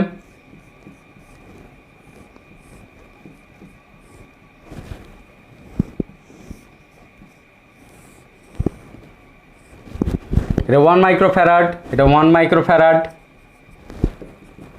এটা 2 মাইক্রোফ্যারাড, এটা 2 মাইক্রোফ্যারাড। তাহলে এ এবং বি পয়েন্টের মধ্যে ক্যাপাসিট্যান্সটা কত হবে? ঠিক আছে, এটা তোমরা সলভ করবে, সহজ অঙ্ক। পজ করে নোট ডাউন করে নিও। এবারে দেখা যাক প্যারালাল প্লেট ক্যাপাসিটারের মধ্যে যদি কোনো ডাইইলেকট্রিক মিডিয়ামকে ঢোকানো হয় তাহলে সেক্ষেত্রে কী ধরনের ক্যাপাসিট্যান্সে চেঞ্জ হয়। নর্মালি প্যারালাল প্লেট ক্যাপাসিটারের মধ্যে যদি কোনো কিছু না থেকে থাকে তাহলে সেক্ষেত্রে তার যে ক্যাপাসিট্যান্স আমরা বলেছি সি সমান কী হয়? Epsilon not A by d, যেখানে ডি হলো প্লেট দুটোর মধ্যে ডিস্টেন্স। এবার ধরে নাও যে এটাকে দুটো ভাগে ভাগ করলাম, এই ডিস্টেন্সটা হলো D1, এই ডিস্টেন্সটা হলো কি D2, দুটো ভাগে। বা তুমি আরও অনেক কয় ভাগে ভাগ করতে পারো, আমি ইনিশিয়ালি দুটো ভাগে ভাগ করলাম। এটার ডাইলেকট্রিক কনস্ট্যান্ট কত K1, এটার কনস্ট্যান্ট কত K2।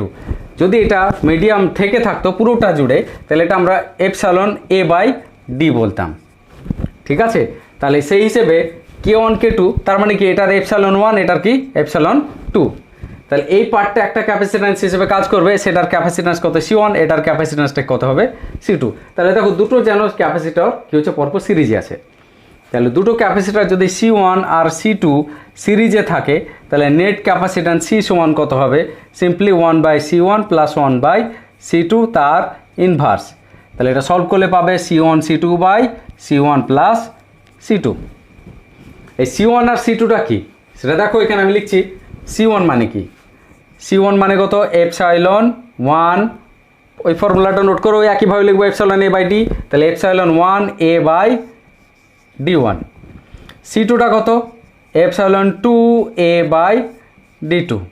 একমাত্র যে ইন্টারটা হলো কি ক্ষেত্রফলটা, কারণ পুরো ক্ষেত্রফল জড়িত এটা ঘটেছে, ঠিক আছে, তার জন্য এই ঘটনাটা ঘটলো। তাহলে এখানে C সমান আমরা পাচ্ছি কত, C1 এর জায়গায় বসিয়ে দাও, তাহলে এখানে epsilon 1 A by D1 into epsilon 2 A by D2 by এখানে কি আসছে epsilon 1 A by D1 plus epsilon 2 A by D2।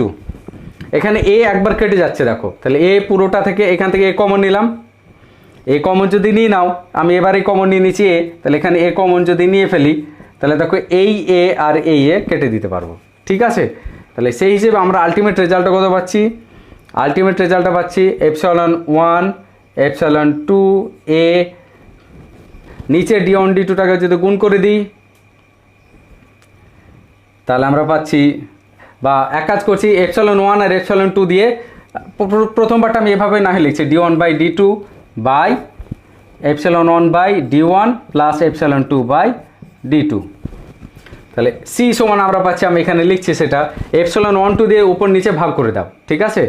তাহলে এপসাইলন 1 2 দিয়ে যদি উপর নিচে ভাগ করে দাও, তাহলে আমরা পাচ্ছি কি ওপরে A বাই D1 D2 আর নিচে 1 বাই, প্রথমটাতে এপসাইলন 1 আর এপসাইলন 2 আছে, আমি একবার না হয় লিখছি এটা epsilon 1 by D1 into epsilon 1 epsilon 2 plus epsilon 2 by D2 into epsilon 1 epsilon 2।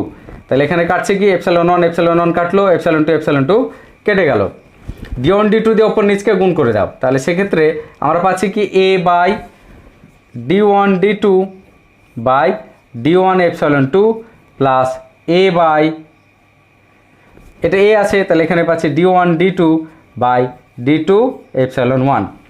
তাহলে সলভ করলে আমরা কি পাই, A বাই D1 D1 কাটলো, এখানে D2 D2 কাটলো, তাহলে কত হচ্ছে D2 বাই এপসাইলন 2, আমি পরেরটা আগে লিখে নিচ্ছি, তাহলে D1 বাই এপসাইলন 1। তাহলে আমরা পেয়ে যাচ্ছি যে C মানে হলো A by D1 by epsilon 1 plus D2 by epsilon 2। তার মানে এটা বুঝতে পারছি যে যদি আরও কিছু থাকতো এখানে লেয়ার, তাহলে আমাদের কি হয়ে যেত, সিম্পলি প্লাস ডট ডট হয়ে যেত। আর প্রত্যেকটা এপসাইলন 1 2 বা এগুলো থেকে আমি যদি এপসাইলন 0টাকে কমন নিয়ে নিই, তাহলে এটা এখান থেকে আমরা পেয়ে যাবো কি ওপর নিচে এপসাইলন 0 দিয়ে যদি গুণ করে দাও, তাহলে আমরা পাচ্ছি epsilon 0 A by D1 by epsilon 0 গুণ করে দিয়েছ, মানে এপসাইলন 1 বাই এপসাইলন 0 মানে কি K1, তাহলে D1 by K1 plus D2 by K2, এভাবে চলতে থাকবে। তাহলে যদি দুটো প্লেট পরপর থেকে থাকে, তাহলে তাদের নেট ক্যাপাসিট্যান্সটা কত হয় সেটা আমরা বুঝে গেলাম, সেটা অনেকটা সিরিজের মতো আচরণ করছে, ঠিক আছে। আমি এইভাবে কেন করলাম, তোমরা ক্লাস 12-এ অন্যভাবে একটু পড়েছো, আমি এইভাবে করার পিছনে কারণ কি, যাতে করে ম্যাথমেটিক্যাল প্রবলেমগুলো তোমরা সহজে বুঝতে পারো, মানে অত ডিটেলিংয়ে না গিয়ে তোমাদের মাথায় যেন এসে যায় যে এটা একটা ক্যাপাসিট্যান্স, সেটা একটা ক্যাপাসিট্যান্স। তোমাদের প্রবলেমে এই সব ডিটেলিংগুলো করতে হয় না, তোমাদের ভ্যালুগুলো দেওয়া থাকবে, তো ভ্যালুগুলো দেওয়া থাকলে তোমরা শুধু পুট করে নেবে, সলভ হয়ে যাবে। যতগুলো টার্মই থাক তোমরা এটা বুঝতে পারছো যে যতগুলো লেয়ার ততগুলো সিরিজ। তার ফলে যদি এই প্রবলেমটাকে আরও কমপ্লেক্স করা যায়, এই প্রবলেমটা এই ভাগটাকে যদি এই দিকে না করে আমরা ভাগটাকে যদি এই দিকে করতাম, তাহলে কি হতো, তাহলে দেখো প্যারালাল হয়ে গেল, এটা একটা, এটাকে বললাম K1, এটাকে কি বললাম K2। তাহলে এবার কে ভাগ হলো, যদি বলি এই দিকটা a/2, এই দিকটা হলো কত a/2, তাহলে দুটো সিম্পল। C1 মানে কত, তাহলে C1 মানে হলো এই পাশে যেটা আছে C1 এটাকে C2 বললাম, তাহলে C1 মানে হলো k এপসাইলন a/2/d, এটা 1, k1 মানে এপসাইলন 1 বললাম, আর C2 মানে কত এপসাইলন 2 a/2/d। a/2 কেন দিলাম, কারণ পুরো যে এটার ক্ষেত্রফলটা সেটা কিন্তু এখন নেই, এখন নেট ক্ষেত্রফলটা কী হয়ে গেছে, অর্ধেক হয়ে গেছে, ঠিক আছে।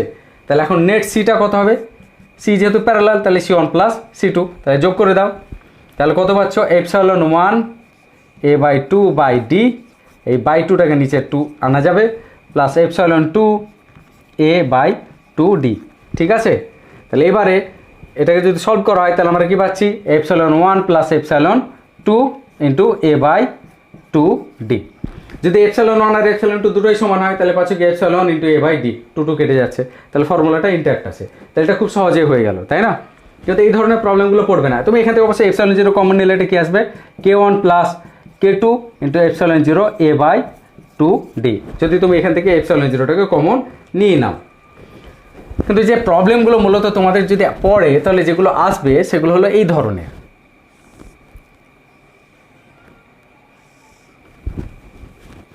এটা বলে দিল k1, এটাকে বলে দিল k2, এটা বলে দিল k3, তাহলে তোমরা বের করো তো এটার ক্যাপাসিট্যান্সটা কত হবে। যদি এটা a/2, এটা a/2, প্রথমবারের জন্য এটা থাক, ঠিক আছে, এটা তোমাদের হোম টাস্ক হিসেবে থাকলো, না হলে আমাকে কমেন্ট সেকশনে জানিয়ে আমি এটা সলভ করে দেবো, ঠিক আছে। বেশ, ক্যাপাসিট্যান্সের সিরিজ এবং প্যারালাল নিয়ে আমরা ডিসকাস করলাম, তাহলে আর ছোট্ট একটা জিনিস পড়ে থাকলো, সেটা এবার তোমাদের বলি, তাই আজকের মতো আমি কনক্লুড করব।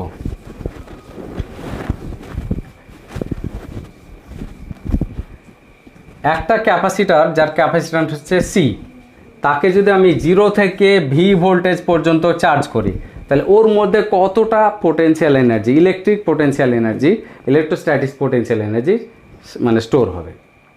দেখো একটা চার্জকে, ক্যাপাসিটারকে আমি ধরো ভি চার্জে চার্জ করে নিয়েছি, তাকে এবার যদি আমি আরও এক্সট্রা চার্জ সামান্য DQ পর্যন্ত দিতে চাই তাহলে কী পরিমাণ কাজ করতে হবে, DW সমান কী হবে, VDQ, তাই তো। কোনো একটা পয়েন্টে অলরেডি যে পোটেনশিয়াল আছে সেই পোটেনশিয়ালটা কত বললাম, ভি, তাহলে সেইখানে যদি আমি আরও একটা DQ চার্জ আনি তাহলে সেক্ষেত্রে কী পরিমাণ অর্ডান কোথায়, চার্জ ইন্টু পোটেনশিয়াল, W সমান Q ইন্টু ভি, এখানে স্মল এলিমেন্টারি চার্জ তাহলে DQ ইন্টু ভি, মানে কি এটা একটা ক্যাপাসিটার, এটাকে আমি ব্যাটারির সঙ্গে কানেক্ট করে দিয়েছি, ব্যাটারি মানে কি ইনইকুয়াল লেন্থ আর ক্যাপাসিটার মানে ইকুয়াল লেন্থ, তাহলে এখান থেকে চার্জগুলো যাচ্ছে এখানে ডিপোজিট হচ্ছে, তাহলে এই প্লেটগুলোতে আসছে, এখানে যে পোটেনশিয়াল হচ্ছে সেই পোটেনশিয়ালের এগেনস্টে এখানে আসতে হচ্ছে, তাকে পোটেনশিয়াল ডিফারেন্সের এগেনস্টে আসতে হচ্ছে, তাহলে সেই যে আসার সময় বা চার্জ যেটা ইনপুট হচ্ছে সেটা আমরা কি বলি, চার্জিং। তাহলে অলরেডি ভি ভোল্টেজে চার্জ হয়ে আছে, তাকে আমি আরও DQ ট্রান্সপোর্ট করছি ওই প্লেটের মধ্যে যে চার্জ, বা উল্টো কথা আমরা বলতে পারি ক্যাপাসিটারের এই প্লেট থেকে এই প্লেটে DQ চার্জকে ইনডিউস করতে, মানে সেক্ষেত্রে আমাদের যে পরিমাণ কাজ করতে হচ্ছে সেটা হচ্ছে কত, DW মানে V ইন্টু DQ, ঠিক আছে। তাহলে পুরো কাজ, টোটাল কাজ একদম সেটা আমরা কি হিসেবে দেখাবো, ইন্টিগ্রেশন হিসেবে দেখাবো, আমি কত থেকে 0 থেকে ভি ভোল্টেজ পর্যন্ত চার্জ করেছি, তাহলে এক্ষেত্রে যে টোটাল এনার্জিটা কত হবে, W ইন্টিগ্রেট করলে পাচ্ছি 0 টু ভি আর DQ মানে কি, Q মানে যদি C ইন্টু ভি হয়, DQ মানে কি C ইন্টু ডিভি হবে, C তো কনস্ট্যান্ট বাইরে বের করে নিলাম, তাহলে C ইন্টু ডিভি, VDVকে ইন্টিগ্রেট করলে সলভ করলে তোমরা একেবারে লিমিট বসালে পেয়ে যাবে হাফ CV স্কোয়ার, এটাকে তোমরা অন্য ফর্ম্যাটে যদি লিখো তাহলে half Q square by C, এই হিসেবেও লিখতে পারো হাফ Q ইন্টু ভি, এটাও বলতে পারো। তো এই ফর্ম্যাটগুলো মনে রাখবে, মানে কোনো একটা ক্যাপাসিটারে কী পরিমাণ চার্জ স্টোর থাকে, এই কী পরিমাণ এনার্জি স্টোর থাকে সেটাও তোমরা দেখে নিতে পারবে।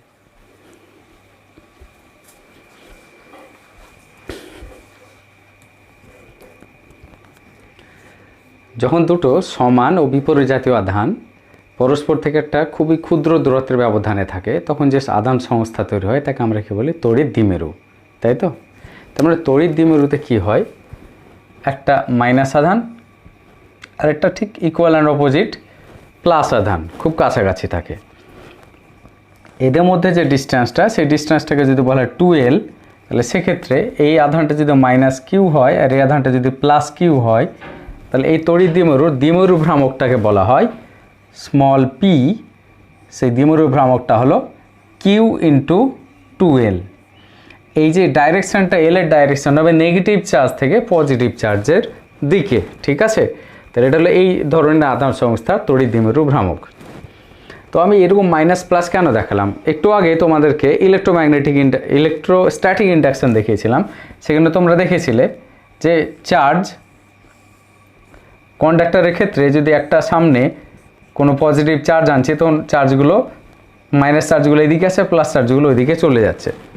এবার আমি বলছি যে এবার একটা কন্ডাক্টরের সামনে বা চার্জড কন্ডাক্টরের সামনে তুমি একটা ইনসুলেটর নিয়ে এলে, মানে একটা পেপার বা হয়তো সেরকম ধরনের কাগজ বা কিছু। তাহলে সেক্ষেত্রে কি তারা তো ফ্রি ইলেকট্রন নেই, তাহলে তারা কীভাবে অ্যাট্রাক্টেড হয়?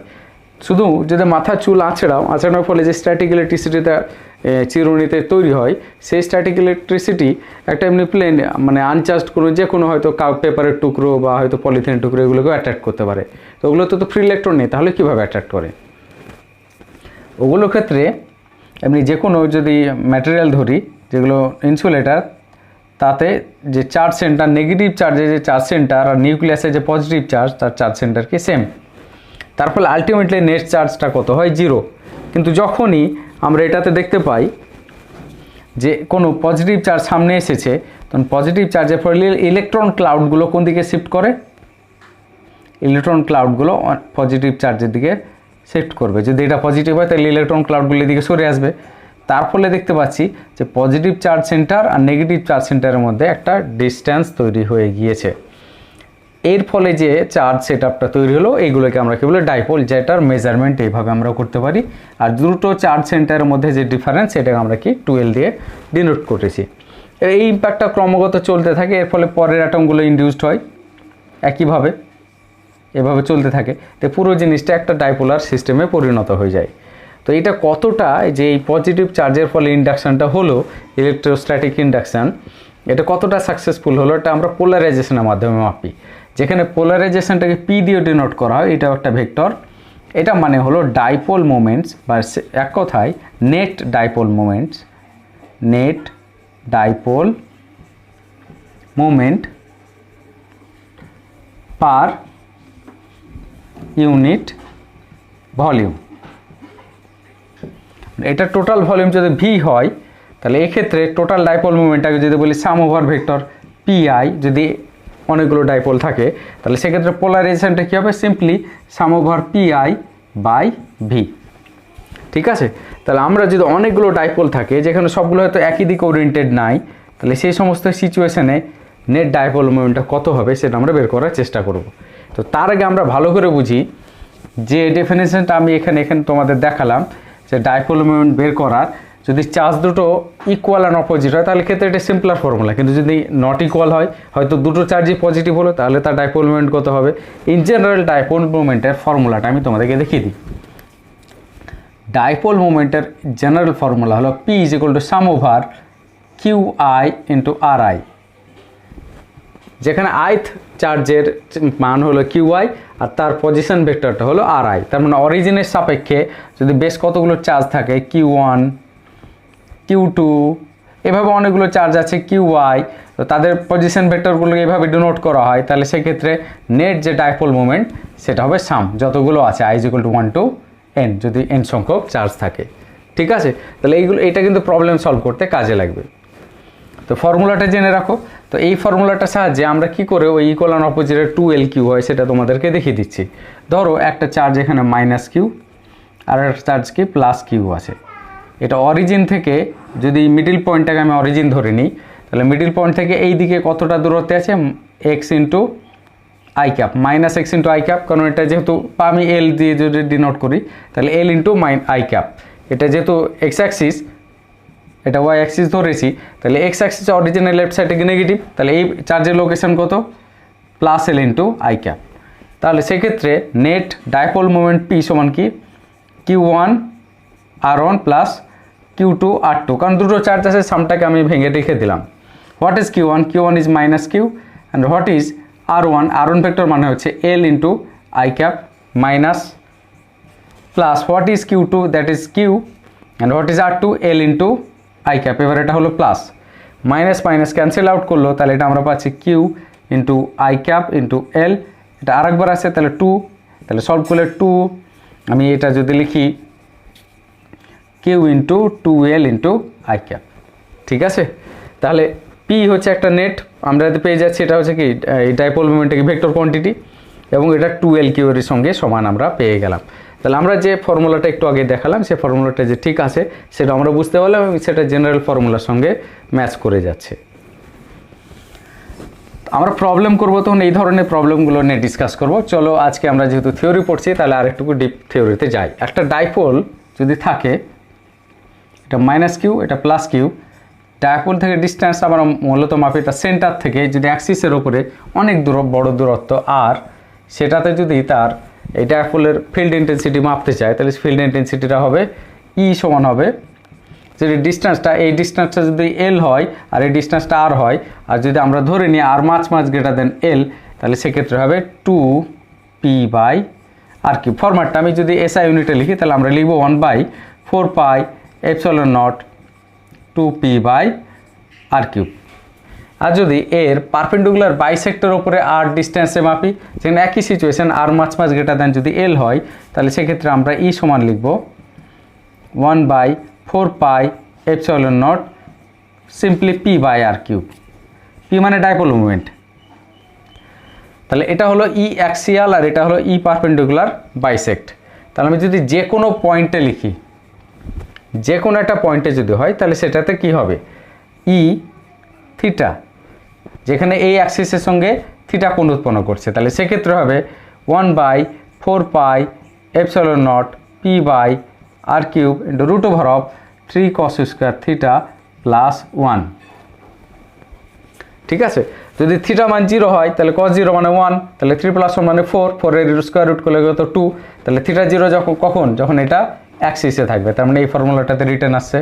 আর যদি থিটা পারপেন্ডিকুলার হয় মানে কি 90 ডিগ্রি, মানে কি যদি আমি অ্যাঙ্গেল পয়েন্টটা এখানে নিই, তাহলে সেক্ষেত্রে পারপেন্ডিকুলার বাইসেক্ট থিটা 90 মানে 0, √1 করলে 1, তাহলে সিম্পলি p/r কিউব। তাহলে এই ফরম্যাটটায় চলে আসছে। তাহলে দেখতে পাচ্ছ এগুলো তোমরা ক্যালকুলেট করে বের করতে পারো, স্ট্যান্ডার্ড ক্যালকুলেশন, আমি এগুলো ডিটেলসে যাচ্ছি না।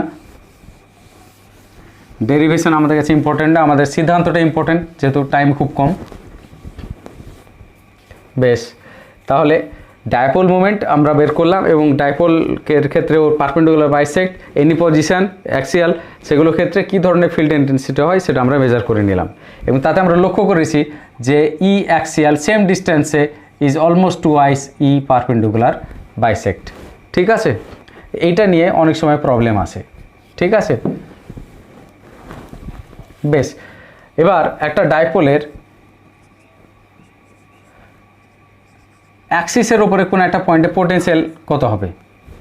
অ্যাক্সিসের ওপর কোনো একটা পয়েন্টে পোটেনশিয়াল 1/4πε0, মাইনাসটা দূরে আছে প্লাসটা কাছে আছে, তাহলে সেই হিসেবে আমরা বলবো যে কিউ বাই এই ডিস্ট্যান্সটা যদি এই পয়েন্ট থেকে ডিস্ট্যান্সটা যদি আর হয় আর এই ডিস্ট্যান্সটা এল হয়, তাহলে সেক্ষেত্রে কিউ বাই এটা কত হচ্ছে আর মাইনাস এল, যেহেতু এই ডিস্ট্যান্সটা আর, তাহলে এটা হচ্ছে R minus L minus Q by, মাইনাসটা সামনে নিয়ে নিলাম আর প্লাস এল। এটা সলভ করলে তোমরা পাচ্ছ Q by 4πε0 R plus L আর আর মাইনাস এল, এটা যদি বিয়োগ করা হয় তাহলে 2L কিউ ওপরে চলে এলো, আর আর স্কোয়ার মাইনাস এল স্কোয়ার। যদি আর মাছ গ্রেটার দেন এল হয় তাহলে সিম্পলি এটা আসবে 2L কিউ মানে কি, 2L কিউ মানে হলো পি, তাহলে p/4πε0 ইন্টু আর স্কোয়ার।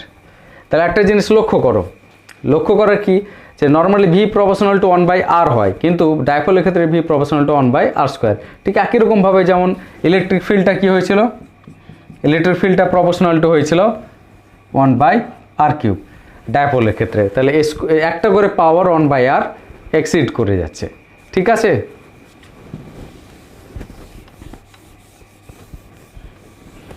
একটা ইলেকট্রিক ডাইপোলকে যদি একটা ইলেকট্রিক ফিল্ডে রাখা হয় তাহলে কি ঘটে সেটা আমরা এবার দেখব।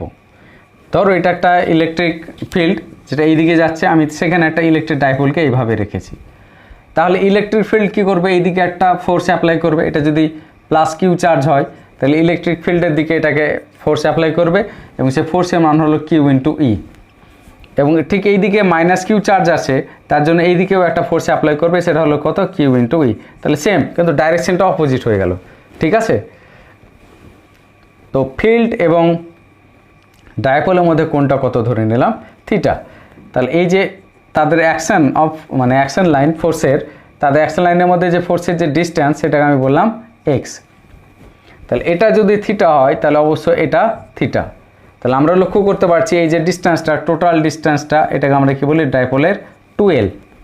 তাহলে অবশ্যই লক্ষ্য করো এখানে এক্স বাই 2l, এটা মানে কি সাইন থিটা। ঠিক আছে, এটা লম্ব, এটা অতিভুজ, তাহলে এক্স বাই 2l মানে সাইন থিটা। এক্স মানে হলো 2l সাইন থিটা। দুটো এই অপোজিট ডাইরেক্টেড ফোর্স, তাদের মধ্যে ডিস্টেন্স এটা যদি এক্স হয়, তাহলে যে টর্কটা কত হবে, এনি ফোর্স মানে কিউ ইন্টু ই ইন্টু তাদের মধ্যে যে ডিস্টেন্সটা, তাহলে কিউ ই ইন্টু এক্স। তাহলে ভ্যালুটা পুট করে দাও, তাহলে কিউ ইন্টু ই ইন্টু 2l সাইন থিটা। এটা সলভ করলে 2l কিউ নিলে আমরা কী পাই, পিই সাইন থিটা। তাহলে ভেক্টর সাইনে আমরা এটাকে কী লিখতে পারি, টাও সমান হচ্ছে পি ক্রস ই। ঠিক আছে,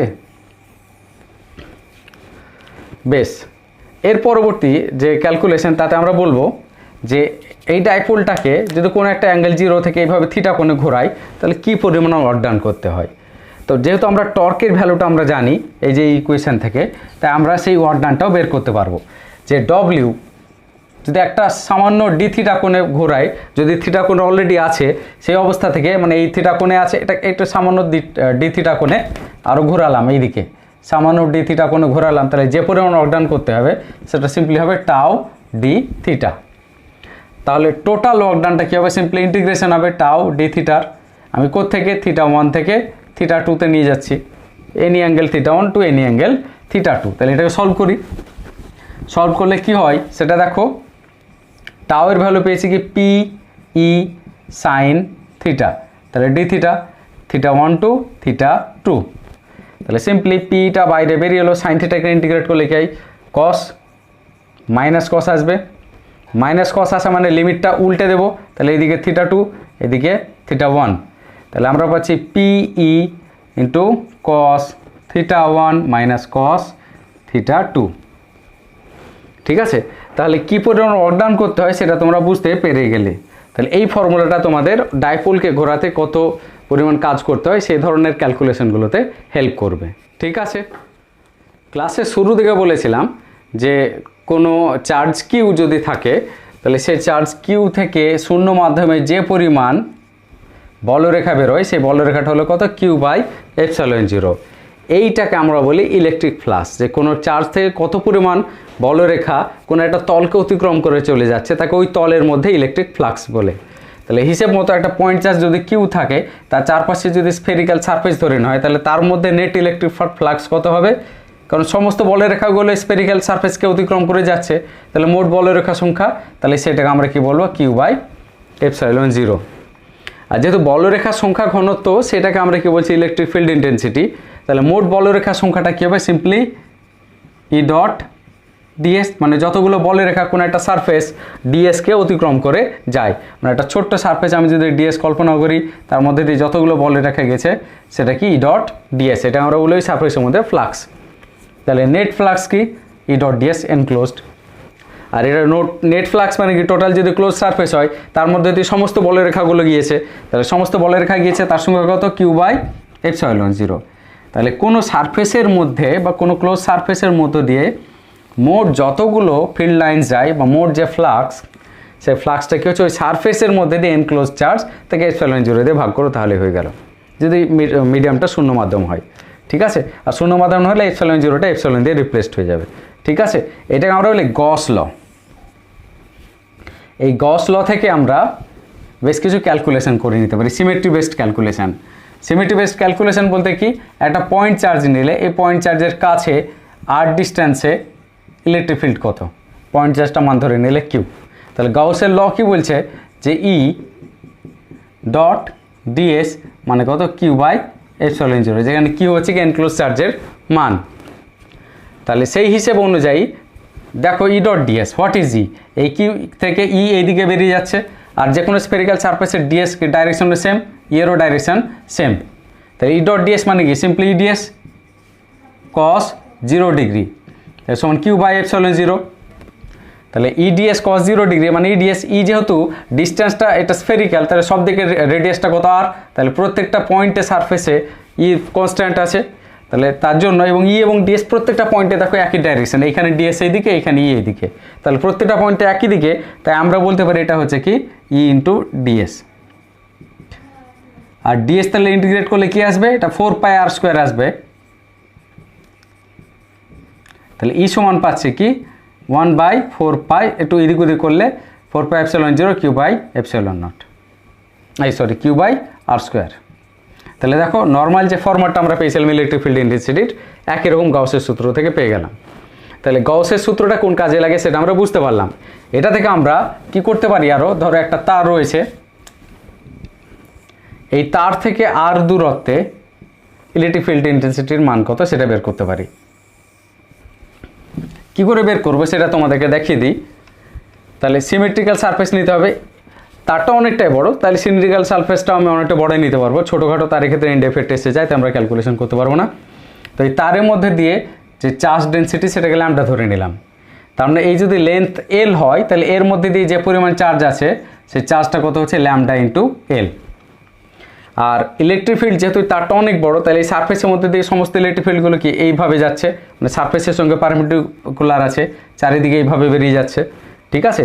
তাহলে এখানেও ই ডট ডিএস, যেটা আমরা বলছি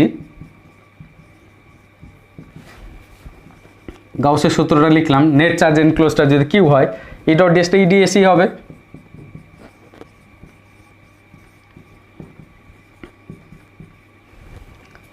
এবার ইটা এখানেও বাইরে বেরিয়ে আসবে। কেন বাইরে বেরিয়ে আসবে, কারণ প্রত্যেকটা পয়েন্ট দেখো, এই পয়েন্টে এই অ্যাক্সিস থেকে যত দূরত্বে, এই অ্যাক্সিস থেকে তত দূরত্বে আছে, আর এটা লম্বা তার, তাই এই ইনডেফেক্টগুলো আসছে না। তার জন্য ইটা বাইরে যদি বেরিয়ে আসে, ডিএস মানে কত, এই বক্রতলের ক্ষেত্রফল, মানে এই যে এই সারফেসটা, এই সারফেসের ক্ষেত্রফল, এই সারফেস বলতে কি যদি এই পেনটা হয়, তাহলে এই পেনের এই সারফেসের ক্ষেত্রফল, তাই এই ক্ষেত্রফলটা কত 2πr ইন্টু যে লেন্থ, সেই লেন্থের যদি এল হয়, তাহলে ইন্টু 2πr মানে কত, কিউ মানে আবার কত ল্যাম্বডা ইন্টু এল বা এপসিলন জিরো। তাহলে এখানে এল এল কেটে গেল, তাহলে আমরা ই সমান পাচ্ছি 1/2π এপসিলন নট ল্যাম্বডা বাই আর। যদি এটাকে 4 করো, তাহলে 4 করা যায়, তাহলে এখানে 2 দিতে হবে। তাহলে এখানে লিনিয়ার চার্জ ডিস্ট্রিবিউশনে ইলেকট্রিক ফিল্ড কত হয় সেটা আমরা কিন্তু পেয়ে গেলাম, ঠিক আছে। তাহলে গাউসের সূত্রের অ্যাপ্লিকেশনগুলো তোমরা বুঝতে পারলে। তো এই ধরনের অ্যাপ্লিকেশন আমরা কিন্তু প্রবলেমে করব, যেগুলোতে প্রবলেমগুলো আরেকটুকু জটিল হবে, যেখানে হয়তো এনক্লোজ সারফেস না নিয়ে ওপেন সারফেস নিয়ে আমরা আলোচনা করব, ঠিক আছে।